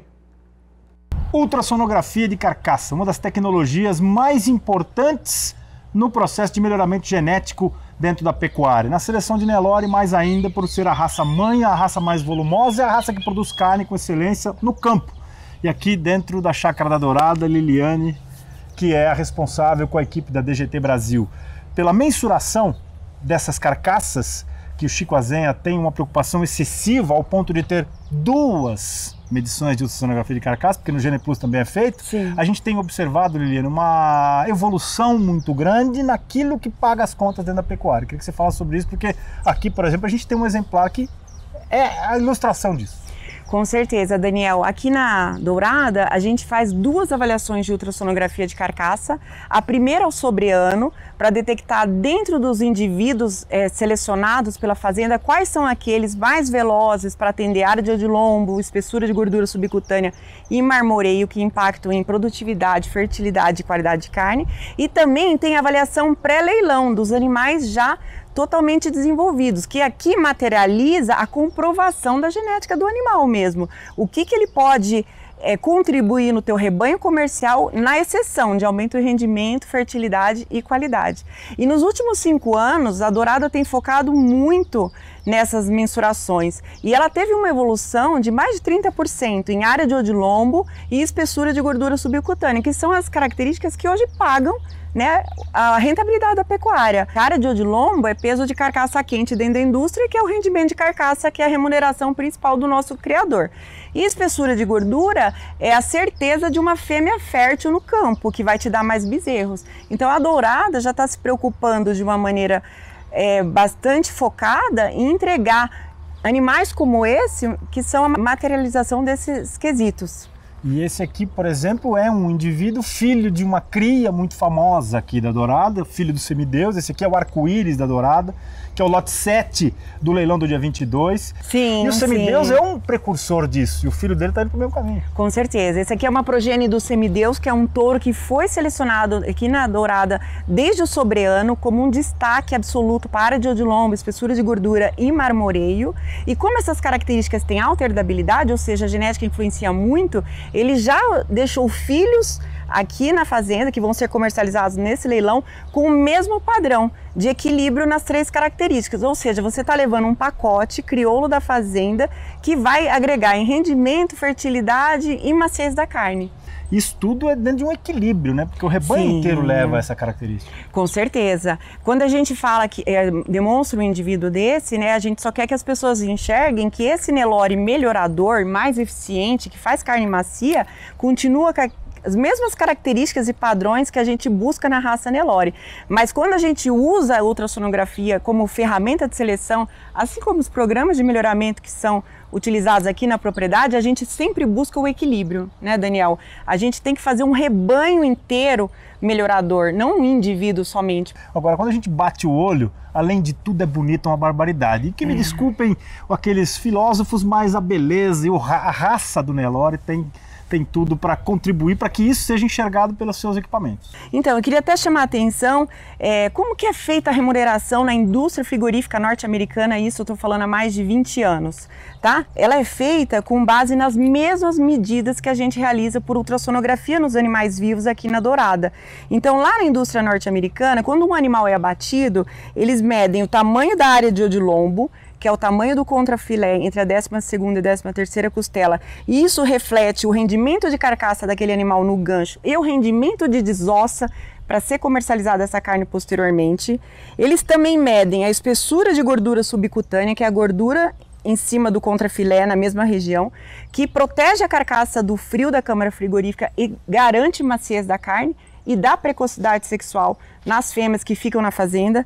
Eles também medem, Daniel, o formato do contrafilé, que é o ratio ou ratio, tá? Que dá a convexidade da carcaça e dá volume, e medem o marmoreio. E o que a Dourada está perseguindo é esse equilíbrio, um animal, um touro certificado e segurado que leve a comprovação de que ele vai agregar em rendimento, fertilidade e qualidade, para que com o Nelore a gente consiga fazer uma carne como essa aqui. Uma característica que a gente acreditava que só era possível nas raças britânicas e japonesas, mas agora com tecnologia nós estamos massificando na raça Nelore também. Ou seja, o que os olhos enxergam convida. E o que os números e a ultrassonografia de carcaça veem por dentro desse Nelore te convocam para o 19º Leilão Nelore da Dourada, 22 de agosto, segunda, 8 da noite, com a Leilo Sul e o Canal do Boi. Vem participar do Bom Dia Produtor comigo, enviando sua dúvida e sugestão no nosso WhatsApp, 67998631001. É nesse número que você manda suas dúvidas, os seus questionamentos a respeito de alguma coisa que você viu acontecendo aí no mundo do agronegócio. A gente, claro, vai responder para você. Vou para o intervalo comercial, mas daqui a pouco estou de volta e atualizo ainda no programa de hoje as primeiras movimentações do mercado financeiro. Também tem previsão do tempo, você não pode perder, hein? É daqui a pouco no Bom Dia Produtor. Bom Dia Produtor ao vivo está de volta, agora com imagens de Belo Horizonte, Minas Gerais. Nesse momento não tem nenhuma nuvem no céu e a previsão hoje na cidade deve ser de sol e apesar de agora não ter nuvens, deve alternar com pancada de chuvas e possíveis trovoadas ao longo do dia. O volume previsto hoje para a capital mineira é de 5 milímetros e a temperatura deve oscilar entre a mínima de 13 graus e a máxima de 28 graus. 8 horas e 39 minutos, horário de Brasília. Para você que está chegando agora no Bom Dia Produtor, muito bom dia, seja bem-vindo. Sigo por aqui destacando para você a participação do Canal do Boi no 13º Congresso Brasileiro do Algodão. A gente tem uma entrevista agora com o gerente da Cultura Mosaic Fertilizantes, Rogério Medeiros, que fala a respeito de um fertilizante desenvolvido especificamente para o algodão. É o que você confere a partir de agora. E olha, aqui no 13º Congresso Brasileiro do Algodão, nós encontramos todo tipo de tecnologia voltada para o desenvolvimento da cultura. Nós vamos falar agora de um fertilizante desenvolvido especificamente para o algodão. E para falar a respeito deste assunto, eu converso com o Rogério Medeiros, que está aqui conosco. Rogério, um prazer conversar contigo. Como que é trabalhado esse fertilizante voltado para o algodão? Como é que ele funciona junto à cultura? Primeiramente, agradeço aí o convite dessa realização dessa entrevista para a gente conhecer um pouco mais sobre o fertilizante, um segmento de grande importância hoje, principalmente no mercado brasileiro, que o produtor tem que verificar e analisar perfeitamente a utilização desses produtos, porque vai ter um diferencial. Hoje, a principal questão que a gente trabalha, principalmente na parte nutricional, é essa eficácia de nutrientes. Ainda mais nesse ano que o produtor está trabalhando em relação à cultura do algodão e diversas outras, a gente tem que ter uma excelente trabalho em relação à questão nutricional e também a utilização de qual fonte de adubação. Então esse seria o grande diferencial dessa safra que o pessoal tem que trabalhar em relação à rentabilidade e também a questão de produtividade para o cliente. Essas duas pontos. Como que é o composto desse fertilizante que chega voltado para a cultura? Perfeito. Hoje a gente tem que olhar primeiramente, pensando na planta do algodão, a cultura é uma cultura, vamos dizer assim, que já tem uma questão bem técnica. É uma cultura que a gente tem que trabalhar especificamente com ela, sabendo de toda a questão dela de estrutura, de morfologia, para a gente ter uma ideal extração ou verificar nutricionalmente. Hoje a planta de algodão, a cultura, a gente tem alguns diferenciais de extração, principalmente nitrogênio, potássio, no qual a gente precisa trabalhar nutricionalmente um bom equilíbrio. E hoje os produtos que a gente está trazendo da linha Performa, que é o nosso principal foco, mas principalmente o Performa Full, a gente tem um equilíbrio e principalmente uma sinergia entre esses produtos, principalmente entre nitrogênio, fósforo, potássio, magnésio, boro. Então esse e o enxofre seriam os nossos principais, pensando da extração da questão da cultura como os principais nutrientes que ela precisa para uma boa rentabilidade e também produtividade para o cliente no final do dia, no final da colheita. Na aplicação deste fertilizante, como que a região no qual a área onde está sendo desenvolvida a cultura influencia e o tipo de solo pode influenciar na aplicação? Essa pergunta é muito importante hoje em dia que a gente vê na cultura do algodão. Hoje, principalmente pensando Bahia, Mato Grosso, são os dois estados que talvez tenham a grande hegemonia na cultura, então até por isso o evento aqui na Bahia. Essa questão que você está comentando é muito importante, porque a planta do algodão é uma cultura perene, no qual a gente tem que principalmente trabalhar em solos que não tem uma ondulação tão grande, ela é muito sensível à acidez, sem questão de solo, a gente não pode ter nenhum impedimento físico para ela ter um bom desenvolvimento. Então o grande diferencial é trabalhar com uma cultura nesse tipo de adequação diária e principalmente olhar essa questão de uma análise de solo, no qual a gente pode fazer a melhor indicação, tanto nutricional quanto também da parte de dosagem. Então essa seria a principal indicação que a gente teria hoje para a cultura do algodão. Tá certo, Rogério. Eu agradeço a sua participação aqui no Agricultura BR, no Canal do Boi. Eu que agradeço mais uma vez e ficamos à disposição para quem quiser conhecer o estande da Mosaic aqui na feira. Muito obrigado, até mais. Obrigado, Rogério. Tá aí o Rogério Medeiros falando um pouco a respeito de fertilizantes aqui no Canal do Boi. Aliás, Canal do Boi na cobertura do 13º Congresso Brasileiro do Algodão. 8 horas e 43 minutos pelo horário de Brasília. O uso de tecnologias que auxiliam na automação da irrigação garantem maior eficiência do sistema e a certeza de produção durante o ano todo. A modernização das técnicas de cultivo de grãos avança e conquista mais espaços e investimento entre produtores do Mato Grosso. É o que você confere com Valdir Pacheco. A agricultura irrigada avança a passos largos no Brasil. O país está entre os 10 com a maior área irrigada do planeta. Mas tão importante quanto multiplicar é a garantia da evolução dos sistemas empregados a campo, com maior eficiência no uso da água, energia, mão de obra, automação e operacionalização. Nossa equipe participou de um dia de campo realizado na Fazenda Jaçanã, no município de Vera, localizado no norte de Mato Grosso. Quando falamos de irrigação, podemos dizer que hoje os produtores mato-grossenses contam com as tecnologias de mais alto nível disponíveis no mundo. Um exemplo são os sistemas inteligentes de irrigação capazes de ser acionados por smartphones.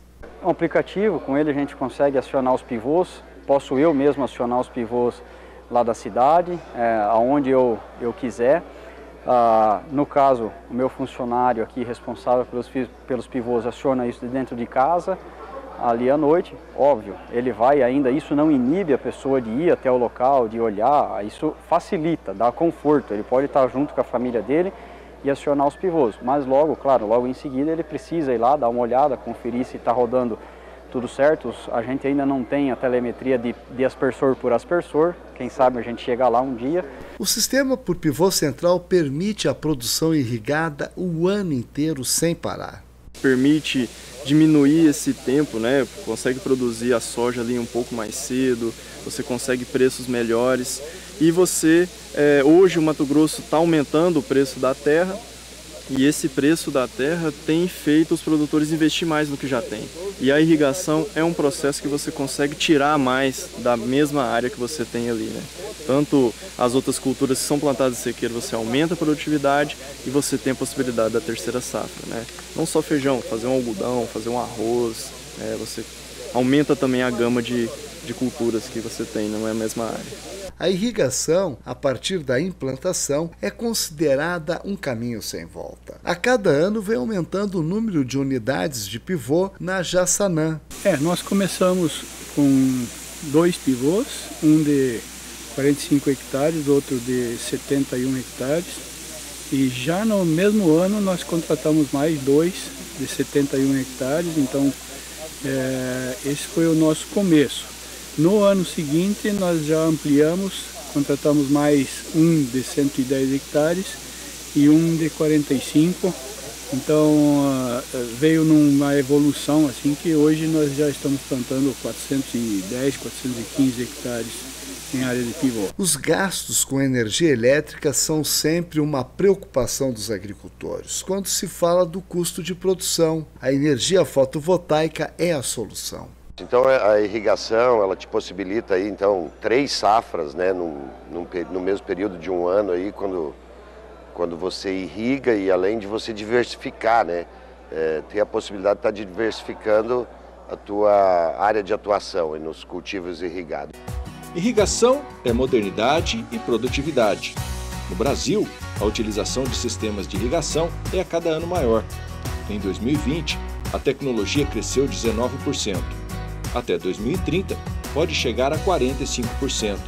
Economia para o produtor. Aparelhos modernos identificam a quantidade necessária de água para regar as plantações e evitam o desperdício. Irrigação ajuda a chegar alimento à mesa do consumidor, gera riqueza e empregos. Irrigar é cuidar da natureza e produzir mais com qualidade. Irrigar é agro. Agro é Canal do Boi.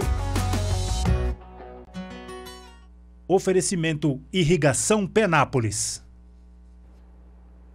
O governo federal leiloou ontem a exploração de 14 aeroportos que agora passam para a iniciativa privada pelos próximos 30 anos. Entre esses aeroportos está o de Congonhas, em São Paulo. Os aeroportos de Campo Grande, no Mato Grosso do Sul, e Uberlândia, em Minas Gerais, também fazem parte. Vamos até a Bolsa Brasileira de Mercadorias em São Paulo para saber mais informações com Walter Puga Júnior. Puga, muito bom dia para você. Eu já começo te perguntando se o governo repassou muitos aeroportos para que as empresas privadas possam explorar. É isso mesmo? Bom dia.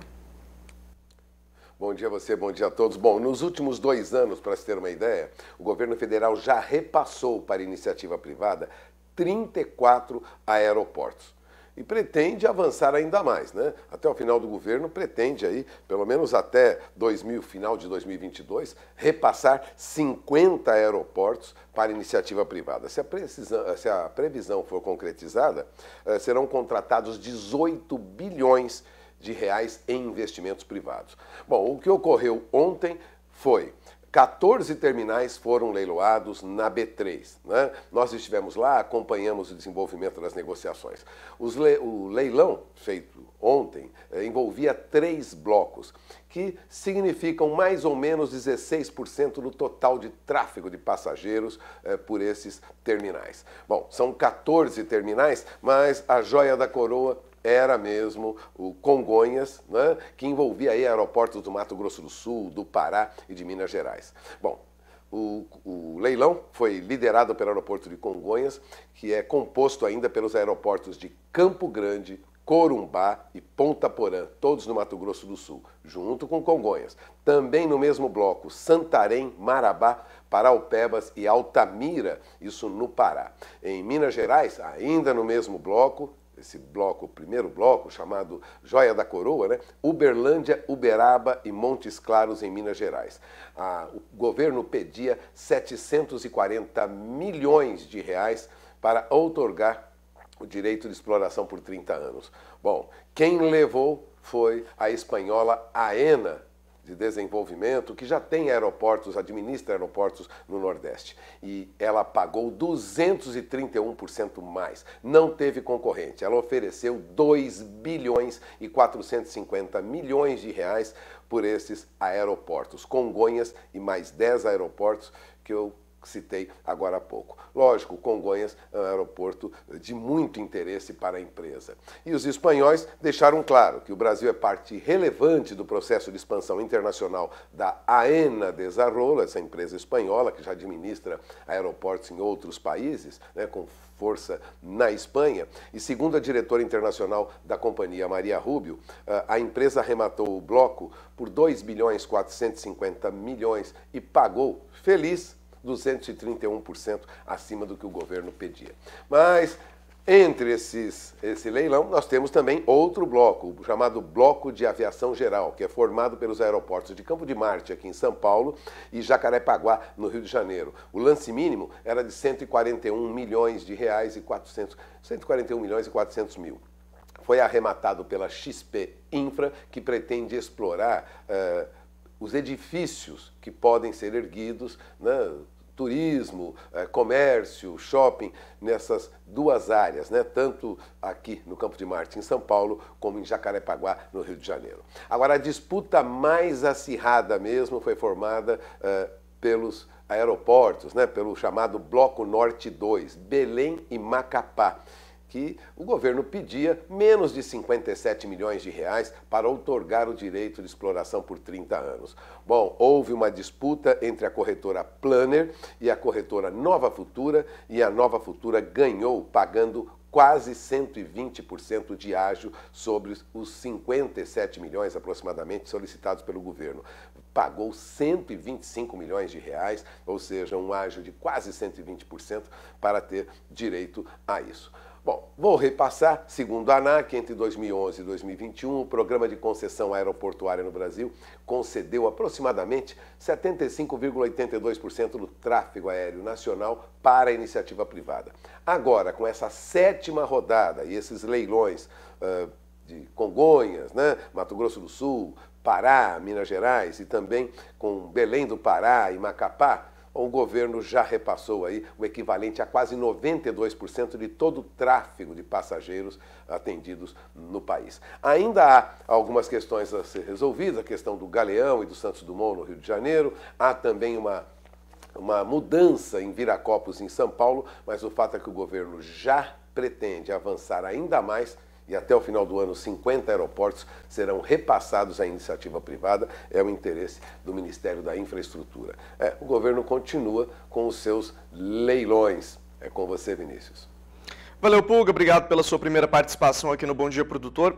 Assunto que tem destaque, a gente segue acompanhando todos os detalhes. Inclusive, lembro para o pessoal de casa que quiser mais informações a respeito desse tema aí sobre o leilão dos aeroportos no Brasil, acessar o portal sba1.com, porque lá a gente tem detalhes aí de como funcionam esses leilões e quais os próximos passos que devem ser dados.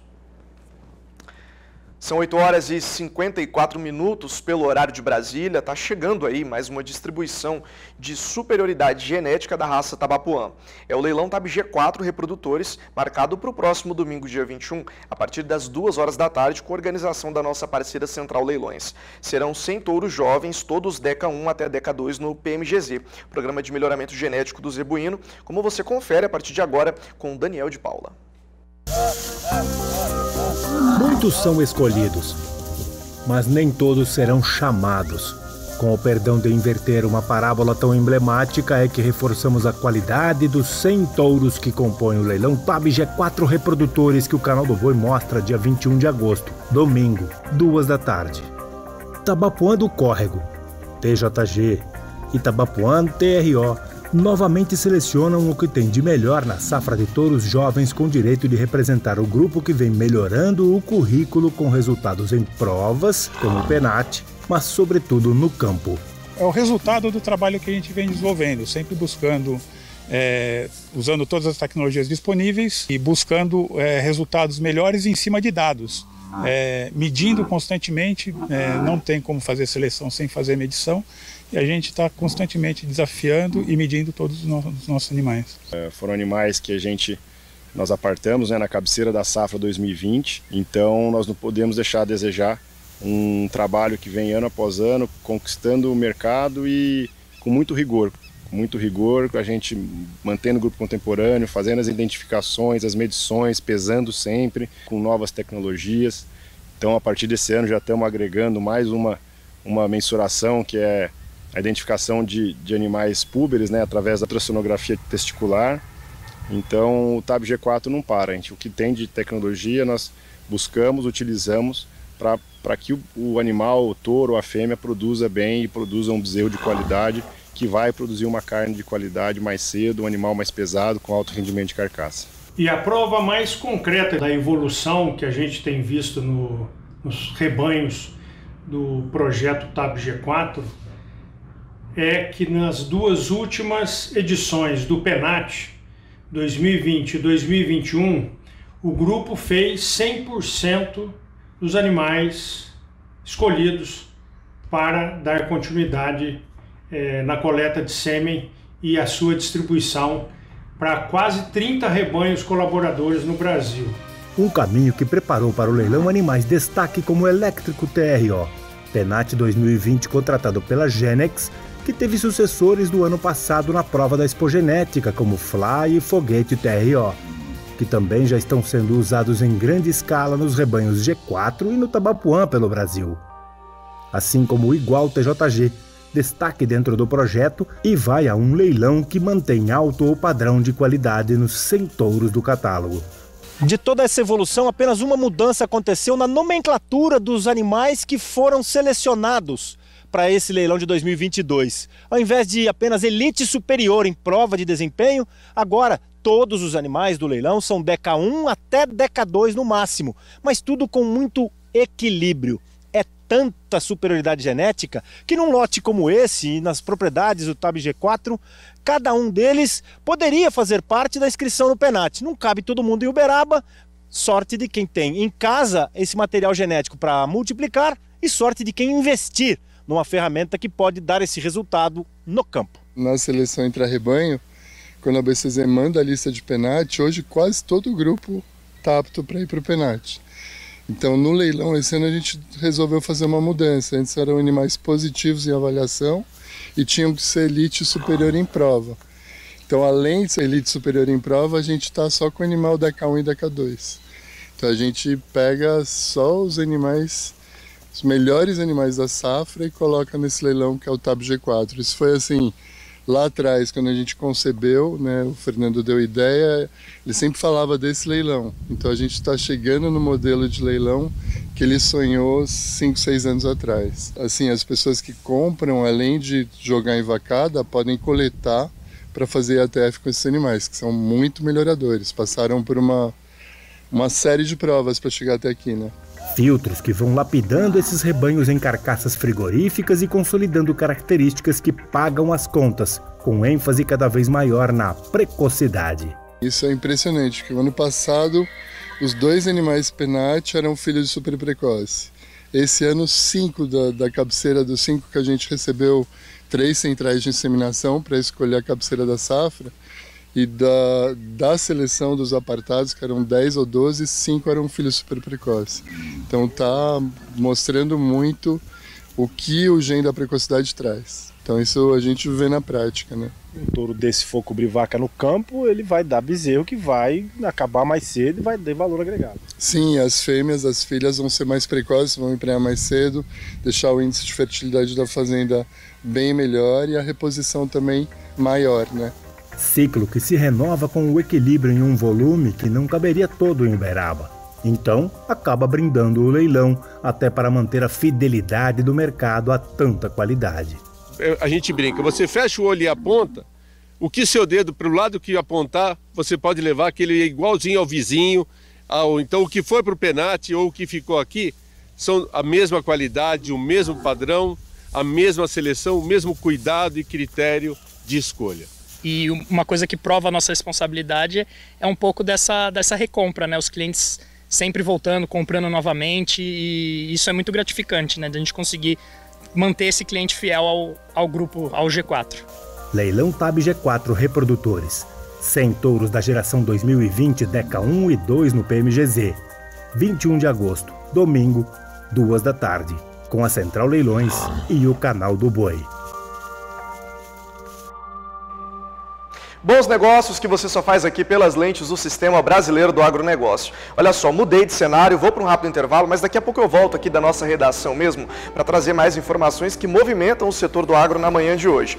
Enquanto isso, eu lembro a você que dá para acompanhar a nossa programação pelo portal sba1.com e também pelo nosso Facebook. De repente você está na correria aí do dia a dia, não consegue assistir pela televisão, basta acessar o Facebook pelo seu celular e acompanhar a programação completa. Estamos ao vivo pela NET, claro, canais 190 e 690. E não se esquecem, todo final de semana tem Canal do Boi pela Sky, canal de número 241, e o Agro Canal sendo transmitido também pela Sky no canal de número 161. Estou indo para o rápido intervalo, volto daqui a pouco com a Paloma Ortega, direto da nossa redação, trazendo detalhes das movimentações do agronegócio nessa manhã e também sobre o mercado financeiro. É daqui a pouco, não perca.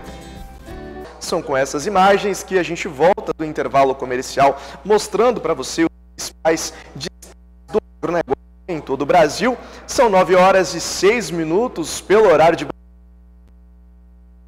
aqui do Canal do Boi, tudo isso porque todos os dias a gente tem o quadro direto da redação trazendo atualizações do setor do agro, e hoje quem participa comigo é a Paloma Ortega, está aqui do meu lado. Paloma, muito bom dia para você e obrigado pela sua participação. Bom dia, Vinícius, bom dia a quem nos acompanha. Hoje estamos num cenário diferente, aqui você comigo na redação, e hoje tenho muitas informações aí para quem está nos acompanhando. A informação que eu trago hoje é que a Bolsa de Cereais de Buenos Aires divulgou nesta quinta-feira, dia 18, 2 relatórios que relatam as condições das lavouras no país, o panorama agrícola semanal e o estado e condições de culturas. Sobre a cultura do plantio do trigo, Vinícius, o plantio do cereal está finalizado desde a semana passada. 18% dos campos estão em más condições e 63% em condições regulares, 19% em boas condições e em excelentes condições.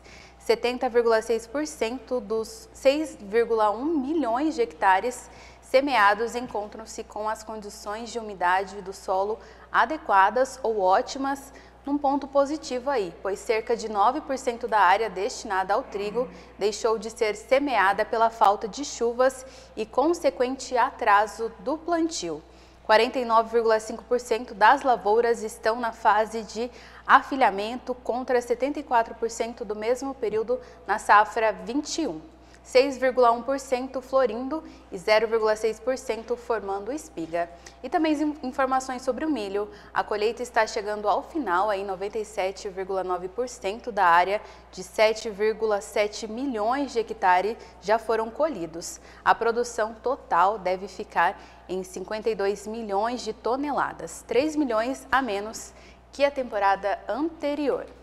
Essas são as informações aqui da nossa redação, aproveitando, fazendo o convite para quem está nos assistindo, acompanhar também aí, 12h20, horário de Brasília, o Agricultura BR, trazendo informações aí sobre a agricultura brasileira. Maravilha, Paloma, obrigado pela sua participação aqui na tela do Bom Dia Produtor. Daqui a pouco tem café. Daqui a pouco tem café.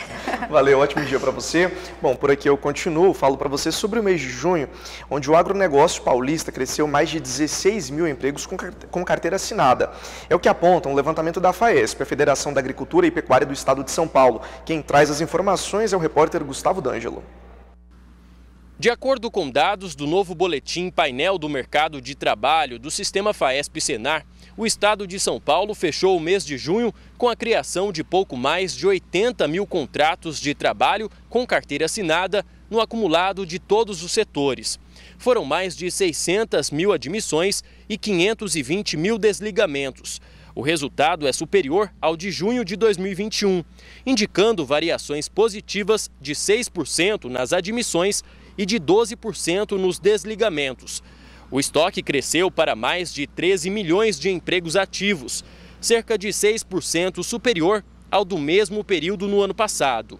Na agropecuária paulista, foram criados mais de 16 mil empregos com carteira assinada, saldo decorrente das 44 mil contratações e dos 28 mil desligamentos. O bom resultado da agricultura no mês de junho é decorrente do saldo positivo nos empregos formais das seguintes atividades: laranja, apoio à agricultura, café e soja. O cultivo de milho foi a atividade com maior saldo negativo de empregos. Comparado ao mesmo período em 2021, a agropecuária registrou queda de quase 34% nas admissões e de 34% nos desligamentos.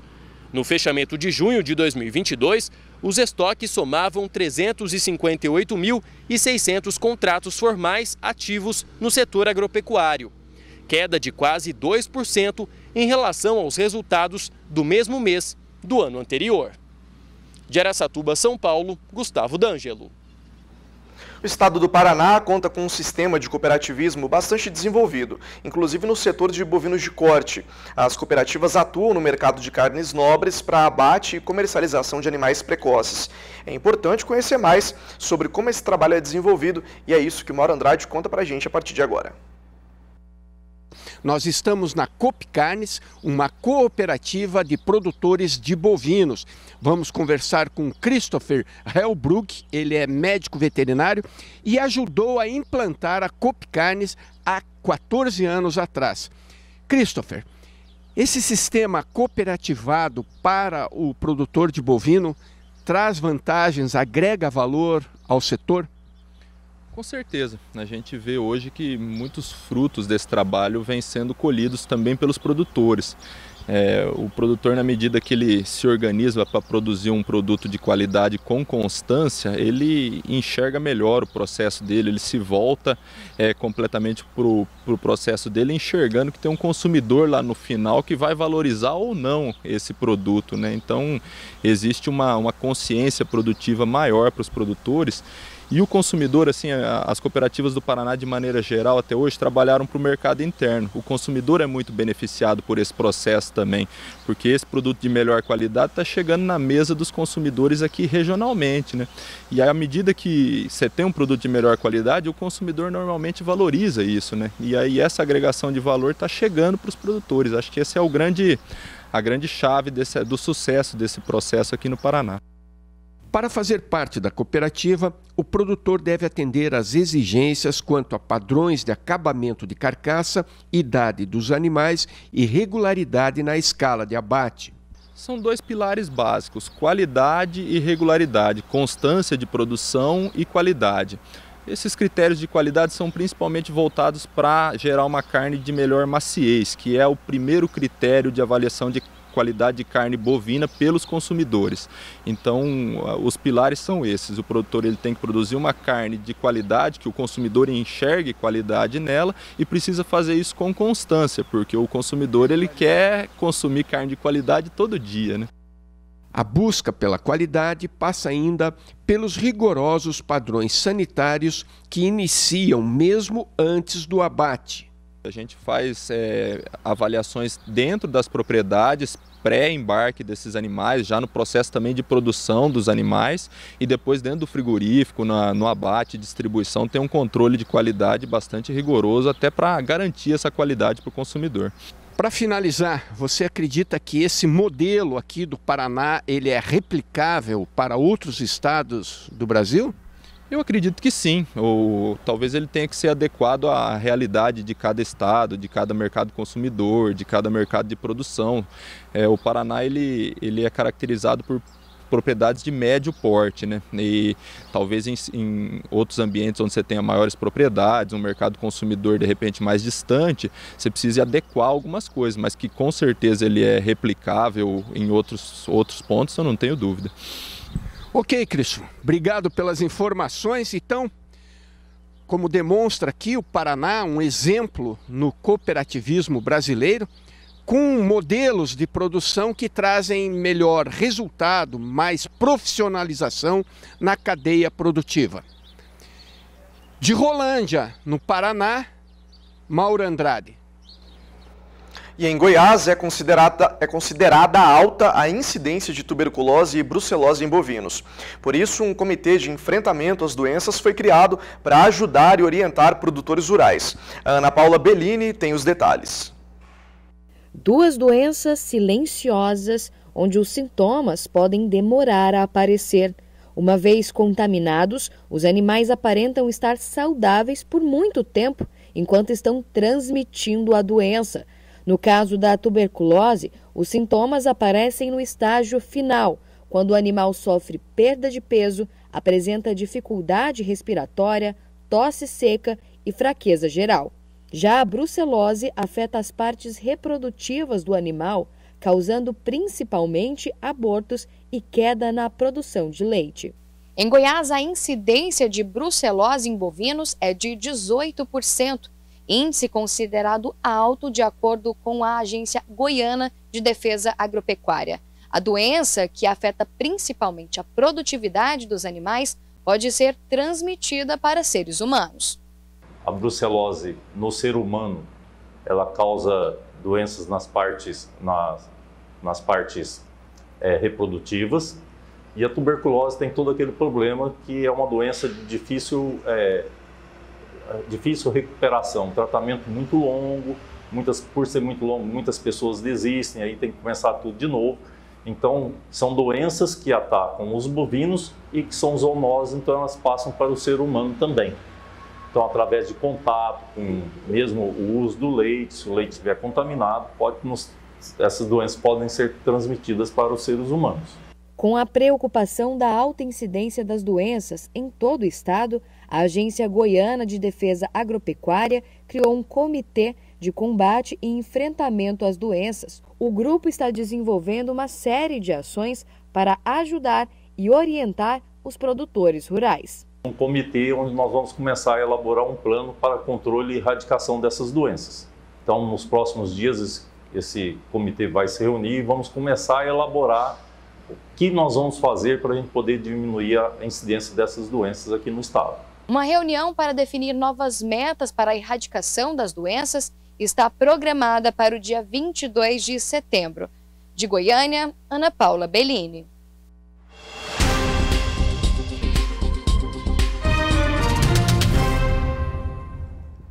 Voltamos com o Agroclima e agora a gente confere os destaques da previsão do tempo para todo o Brasil, só que para o sábado. A Júlia Marques preparou um tempo especial para você aí de casa que acompanha a nossa programação. Confira. Olá, tudo bem? Seja bem-vindo ao Agroclima. Você confere agora os principais destaques da previsão do tempo deste sábado. No sul, a chance de chuva no litoral do Paraná e litoral norte de Santa Catarina. Nas demais áreas, o tempo fica firme ao longo do dia. O amanhecer ainda será gelado na região, com possibilidade de geada nos 3 estados, exceto aí na faixa leste. As temperaturas seguem baixas ao longo do dia. No sudeste, ventos favorecem a formação de nuvens carregadas e tem até condições para chuva no Rio de Janeiro, porção leste de Minas Gerais, faixa leste paulista, Grande São Paulo, Campinas e Sorocaba. Nas demais áreas da região, o tempo fica firme e as temperaturas caem. No centro-oeste, o tempo fica firme em todas as áreas da região, não tem previsão de chuva para nenhum estado. No sul do Mato Grosso do Sul, olha só, segue com a possibilidade para a formação de geada. No nordeste, o sábado será nublado e com chuva volumosa, na metade leste da Bahia e entre Sergipe e Rio Grande do Norte. Nas demais áreas, sol e tempo seco. No norte, o tempo abre no Acre, Rondônia, Centro-Sul e Sul do Amazonas e também pegando aqui no sul do Pará. Nas demais áreas, chuva com trovoadas. E o tempo permanece seco no Tocantins. E o Agroclima volta amanhã com mais destaques.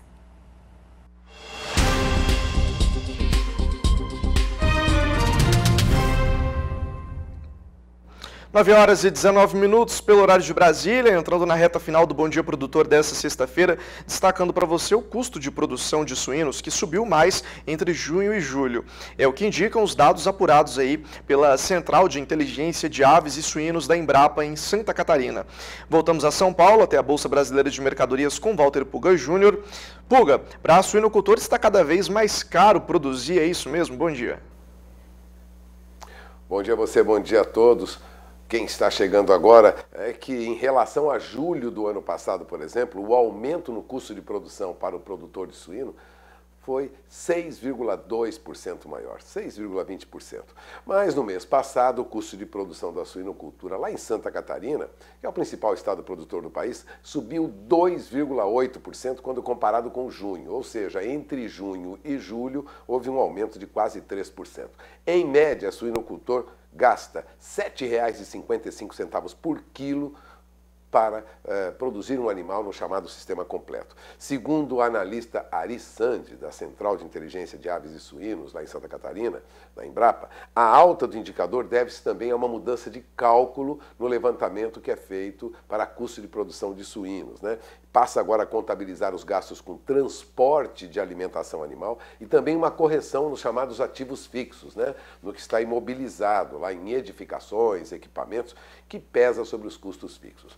Mas, em relação a frango, com o ajuste dos valores de investimento e redução de quase 2% nas despesas com alimentação, o indicador de custo para a avicultura de corte, isso considerando aí o Paraná, porque o levantamento da Embrapa é feito para suínos em Santa Catarina, mas para frango, para aves, é feito no Paraná, fechou o mês com uma baixa, viu? Quem produz frango teve uma baixa no custo de produção aí de 0,36%, em média R$ 5,45 é o que o produtor gasta no Paraná para produzir 1 quilo de frango em aviário climatizado, pressão positiva, né? Em 12 meses, no entanto, o custo de produção de frango ainda acumula uma alta lá no Paraná de 5,3%. E ontem, no congresso da ANDAV, Associação Nacional dos Distribuidores, né, de Produtos Agrícolas e Veterinários, um dos diretores da Conab, o professor Sérgio Desen, disse que é provável um aumento da área de soja agora na safra 22-23, viu? O que ocorre é que o diretor executivo de Informações Agropecuárias e Políticas Agrícolas da Conab, o Sérgio Desen, disse que é provável um aumento na área plantada com soja no Brasil, agora na safra 22-23. Ele participou de um painel sobre tendências para as commodities agrícolas no Congresso da ANDAV, que ocorre aqui em São Paulo e termina hoje, mas não detalhou números. Ele disse que a perspectiva é que o ganho de produtividade nas lavouras de soja nesta safra seja maior do que o aumento na área plantada, né? Agora, atenção para o milho. Milho segundo a safra tem possibilidade de um aumento pequeno na área. A produtividade também não deve variar muito. Agora, segundo o Sérgio Desen, tome nota, é esperado um aumento na produção de sorgo no país da ordem de 2 milhões de toneladas, em virtude do custo de produção do sorgo ser mais baixo e utilizar menor quantidade de água, né? O sorgo, ele disse, é cada vez mais usado como substituto do milho, por ser, vou repetir, mais barato e usar muito menos água para a produção. Agora, eu não poderia deixar de lembrar que hoje é destaque no noticiário que o Tesouro Nacional fez um remanejamento de recursos do Plano Safra agora 2022-2023. A mudança ocorreu retirando recursos destinados a alguns programas para custear o PRONAF, né, que é voltado à agricultura familiar. O Tesouro Nacional oficializou nesta semana mudança de recursos, aqueles recursos subsidiados, financiamento com juro mais baixo, do Plano Safra 22-23. Programas como o Moder Frota, né, que é para aquisição de máquinas, o Moderagro, que é para modernização no campo, o Inovagro, que é inovação na atividade, e até o ProIrriga, né, que é um programa para financiar projetos de irrigação, terão menos recursos do que se previa inicialmente, né? O remanejamento foi necessário porque o governo pretende aumentar recursos para custeio do PRONAF. Com o aumento dos custos de produção nessa temporada, aliado aí à demanda muito forte, o programa está em alta, né? Pedidos de financiamento, surgiram sinais de que, a princípio, o dinheiro destinado não seria suficiente. Agora, os remanejamentos feitos garantiram aí 1 bilhão e 800 milhões de reais para custear a safra dos pequenos produtores, né? Todo o limite foi aberto na chamada linha de crédito de custeio do PRONAF do Banco do Brasil, conforme despacho feito pelo Tesouro Nacional e publicada no Diário Oficial desta semana. O assunto é destaque nos principais sites, nos jornais que tratam do agronegócio no Brasil. O governo remaneja a verba e despeja dinheiro mesmo para o PRONAF. É com você, Vinícius. Bom, Pulga, eu sei que você continua com a gente por aqui, são 9 horas e 24 minutos. O dólar fechou em leve alta ontem, enquanto na AB3 o Ibovespa fechava próximo da estabilidade. O que a gente pode esperar para essa sexta-feira, Pulga? Olha, nós já temos de novo dólar em alta. Dólar em alta aqui, dólar em alta lá fora. Veja, agora há pouco o dólar já passava de R$ 5,21. Foi a 5,21 mais 30, segundo algumas consultorias, outras apontam aí números próximos de R$ 5,21. Mas neste momento, o mercado oscila rápido, a alta é de 0,60%, o dólar opera na abertura dos negócios a R$ 5,20. Aliás, ontem o dólar já tinha atingido R$ 5,20, confirmando aí a tendência vista na maior parte do período de ontem, e acabou fechando em alta frente ao real, né? Tudo isso porque há, na verdade, indicações de que a alta na taxa de juros continuará a ocorrer nos Estados Unidos. E quando há uma alta na taxa de juros lá nos Estados Unidos, normalmente há a expectativa de que maior quantidade de dólares sejam, de novo, levados para os Estados Unidos. Portanto, isso provoca uma saída de dinheiro, de dólares, né, de países emergentes, como se sabe, né? Agora, o que vai ocorrer lá nos Estados Unidos ainda é uma incógnita. De qualquer maneira, há sinais claros de que os norte-americanos devem aumentar a taxa de juros para evitar uma alta na inflação, que lá está muito forte. Ontem o dólar comercial fechou em alta leve de 0,08% a 5,17 mais 16. Mas vou lembrar de novo, chegou ontem a operar na faixa de 5,20, valor que nós temos hoje. Na máxima do dia, passou de 5,20 ontem, né? Mas na mínima chegou a operar ligeiramente abaixo de 5,13 e tal. Agora, o dólar futuro, negociado para setembro, e essa é uma referência para quem trabalha com exportação de produtos, né, de produtos agropecuários, o dólar para setembro já avançava um pouquinho ontem, a R$ 5,18 mais 70, ou seja, o dólar para setembro já mostra aí perspectiva de preços, né, de negociação já próxima aí de 5,19, 5,20, aliás, como era esperado por boa parte dos analistas no mercado de câmbio. Agora, no Brasil, o que está ocorrendo é que a valorização do dólar tem sido contida pela vinda, pelo ingresso de investidores estrangeiros que procuram investir no Brasil, né? Num evento no BTG Pactual, o presidente do Banco Central, Roberto Campos Neto, afirmou que o real foi a melhor moeda do ano com desempenho melhor do que em outras divisas, né, de países emergentes. E segundo ele, entendemos que o fluxo deve se intensificar para projetos mais longos. Ele lembrou que tem movimento na Petrobras e isso impacta muito o interesse do investidor estrangeiro. Agora, em o que diz respeito à nossa bolsa, a alta ontem foi muito leve, viu? Considerando o estrangeiro vindo para o Brasil, e ele está vindo mesmo, né? Ontem nós tivemos na máxima do dia a pontuação do índice Bovespa em 114.375 pontos. No final, não fechou no 114, fechou em 113.812 pontos. Teve uma leve alta de 0,09%. Né? Mas o que ocorreu fora do Brasil é que também tivemos um movimento de alta lá fora. Nasdaq, por exemplo, nos Estados Unidos, fechou com alta de 0,21%. Também tivemos aí pontuação no Standard & Poor's 500, lá nos Estados Unidos, de 0,26%. Bom, o índice Bovespa teve uma alta entre 0,08 e 0,09, na faixa de 113.812 pontos. As bolsas estão patinando, mas todo mundo de olho no que vai ocorrer com a taxa de juros nos Estados Unidos. Segundo alguns presidentes, né, porque o Banco Central nos Estados Unidos é dividido em várias regiões, é necessário elevar os juros para a faixa de 3,75% até 4% lá nos Estados Unidos até o fim de 2022. Isso significa que haverá um aporte de recursos muito forte para lá. Agora, o presidente do Banco Central tem razão quando diz que os estrangeiros têm vindo para o Brasil, viu? Olha só, os estrangeiros aportaram quase 900 milhões de reais na Bolsa Brasileira no dia 16 de agosto, né? Os investidores estrangeiros trouxeram 899 milhões de reais em recursos para o chamado segmento secundário, né? Negociação com ações já listadas, né? Ocasião em que o índice Bovespa até subiu 0,43%. Com isso, o superávit anual dessa categoria, né, investidor estrangeiro, avançou para 65 bilhões e 650 milhões de reais. No mês, o superávit é de quase 12 bilhões de reais. Os investidores estrangeiros têm vindo mesmo para o Brasil. Agora são 9 horas e 29 minutos, horário de Brasília. São as principais informações desta manhã. Eu encerro por aqui, lembrando que durante a nossa programação você terá mais informações sobre o comportamento do mercado financeiro, comportamento dos preços, as negociações com as principais commodities agrícolas. É com você, Vinícius. Valeu, Pulga. Obrigado pela sua participação no Bom Dia Produtor. Obrigado a você de casa também pela sua companhia durante toda essa semana. Te desejo uma ótima sexta-feira, um bom final de semana. Segunda-feira, 7h15, horário de Brasília. A gente está de volta aqui no Bom Dia Produtor. E daqui a pouco o programa de hoje fica disponível no nosso canal do YouTube.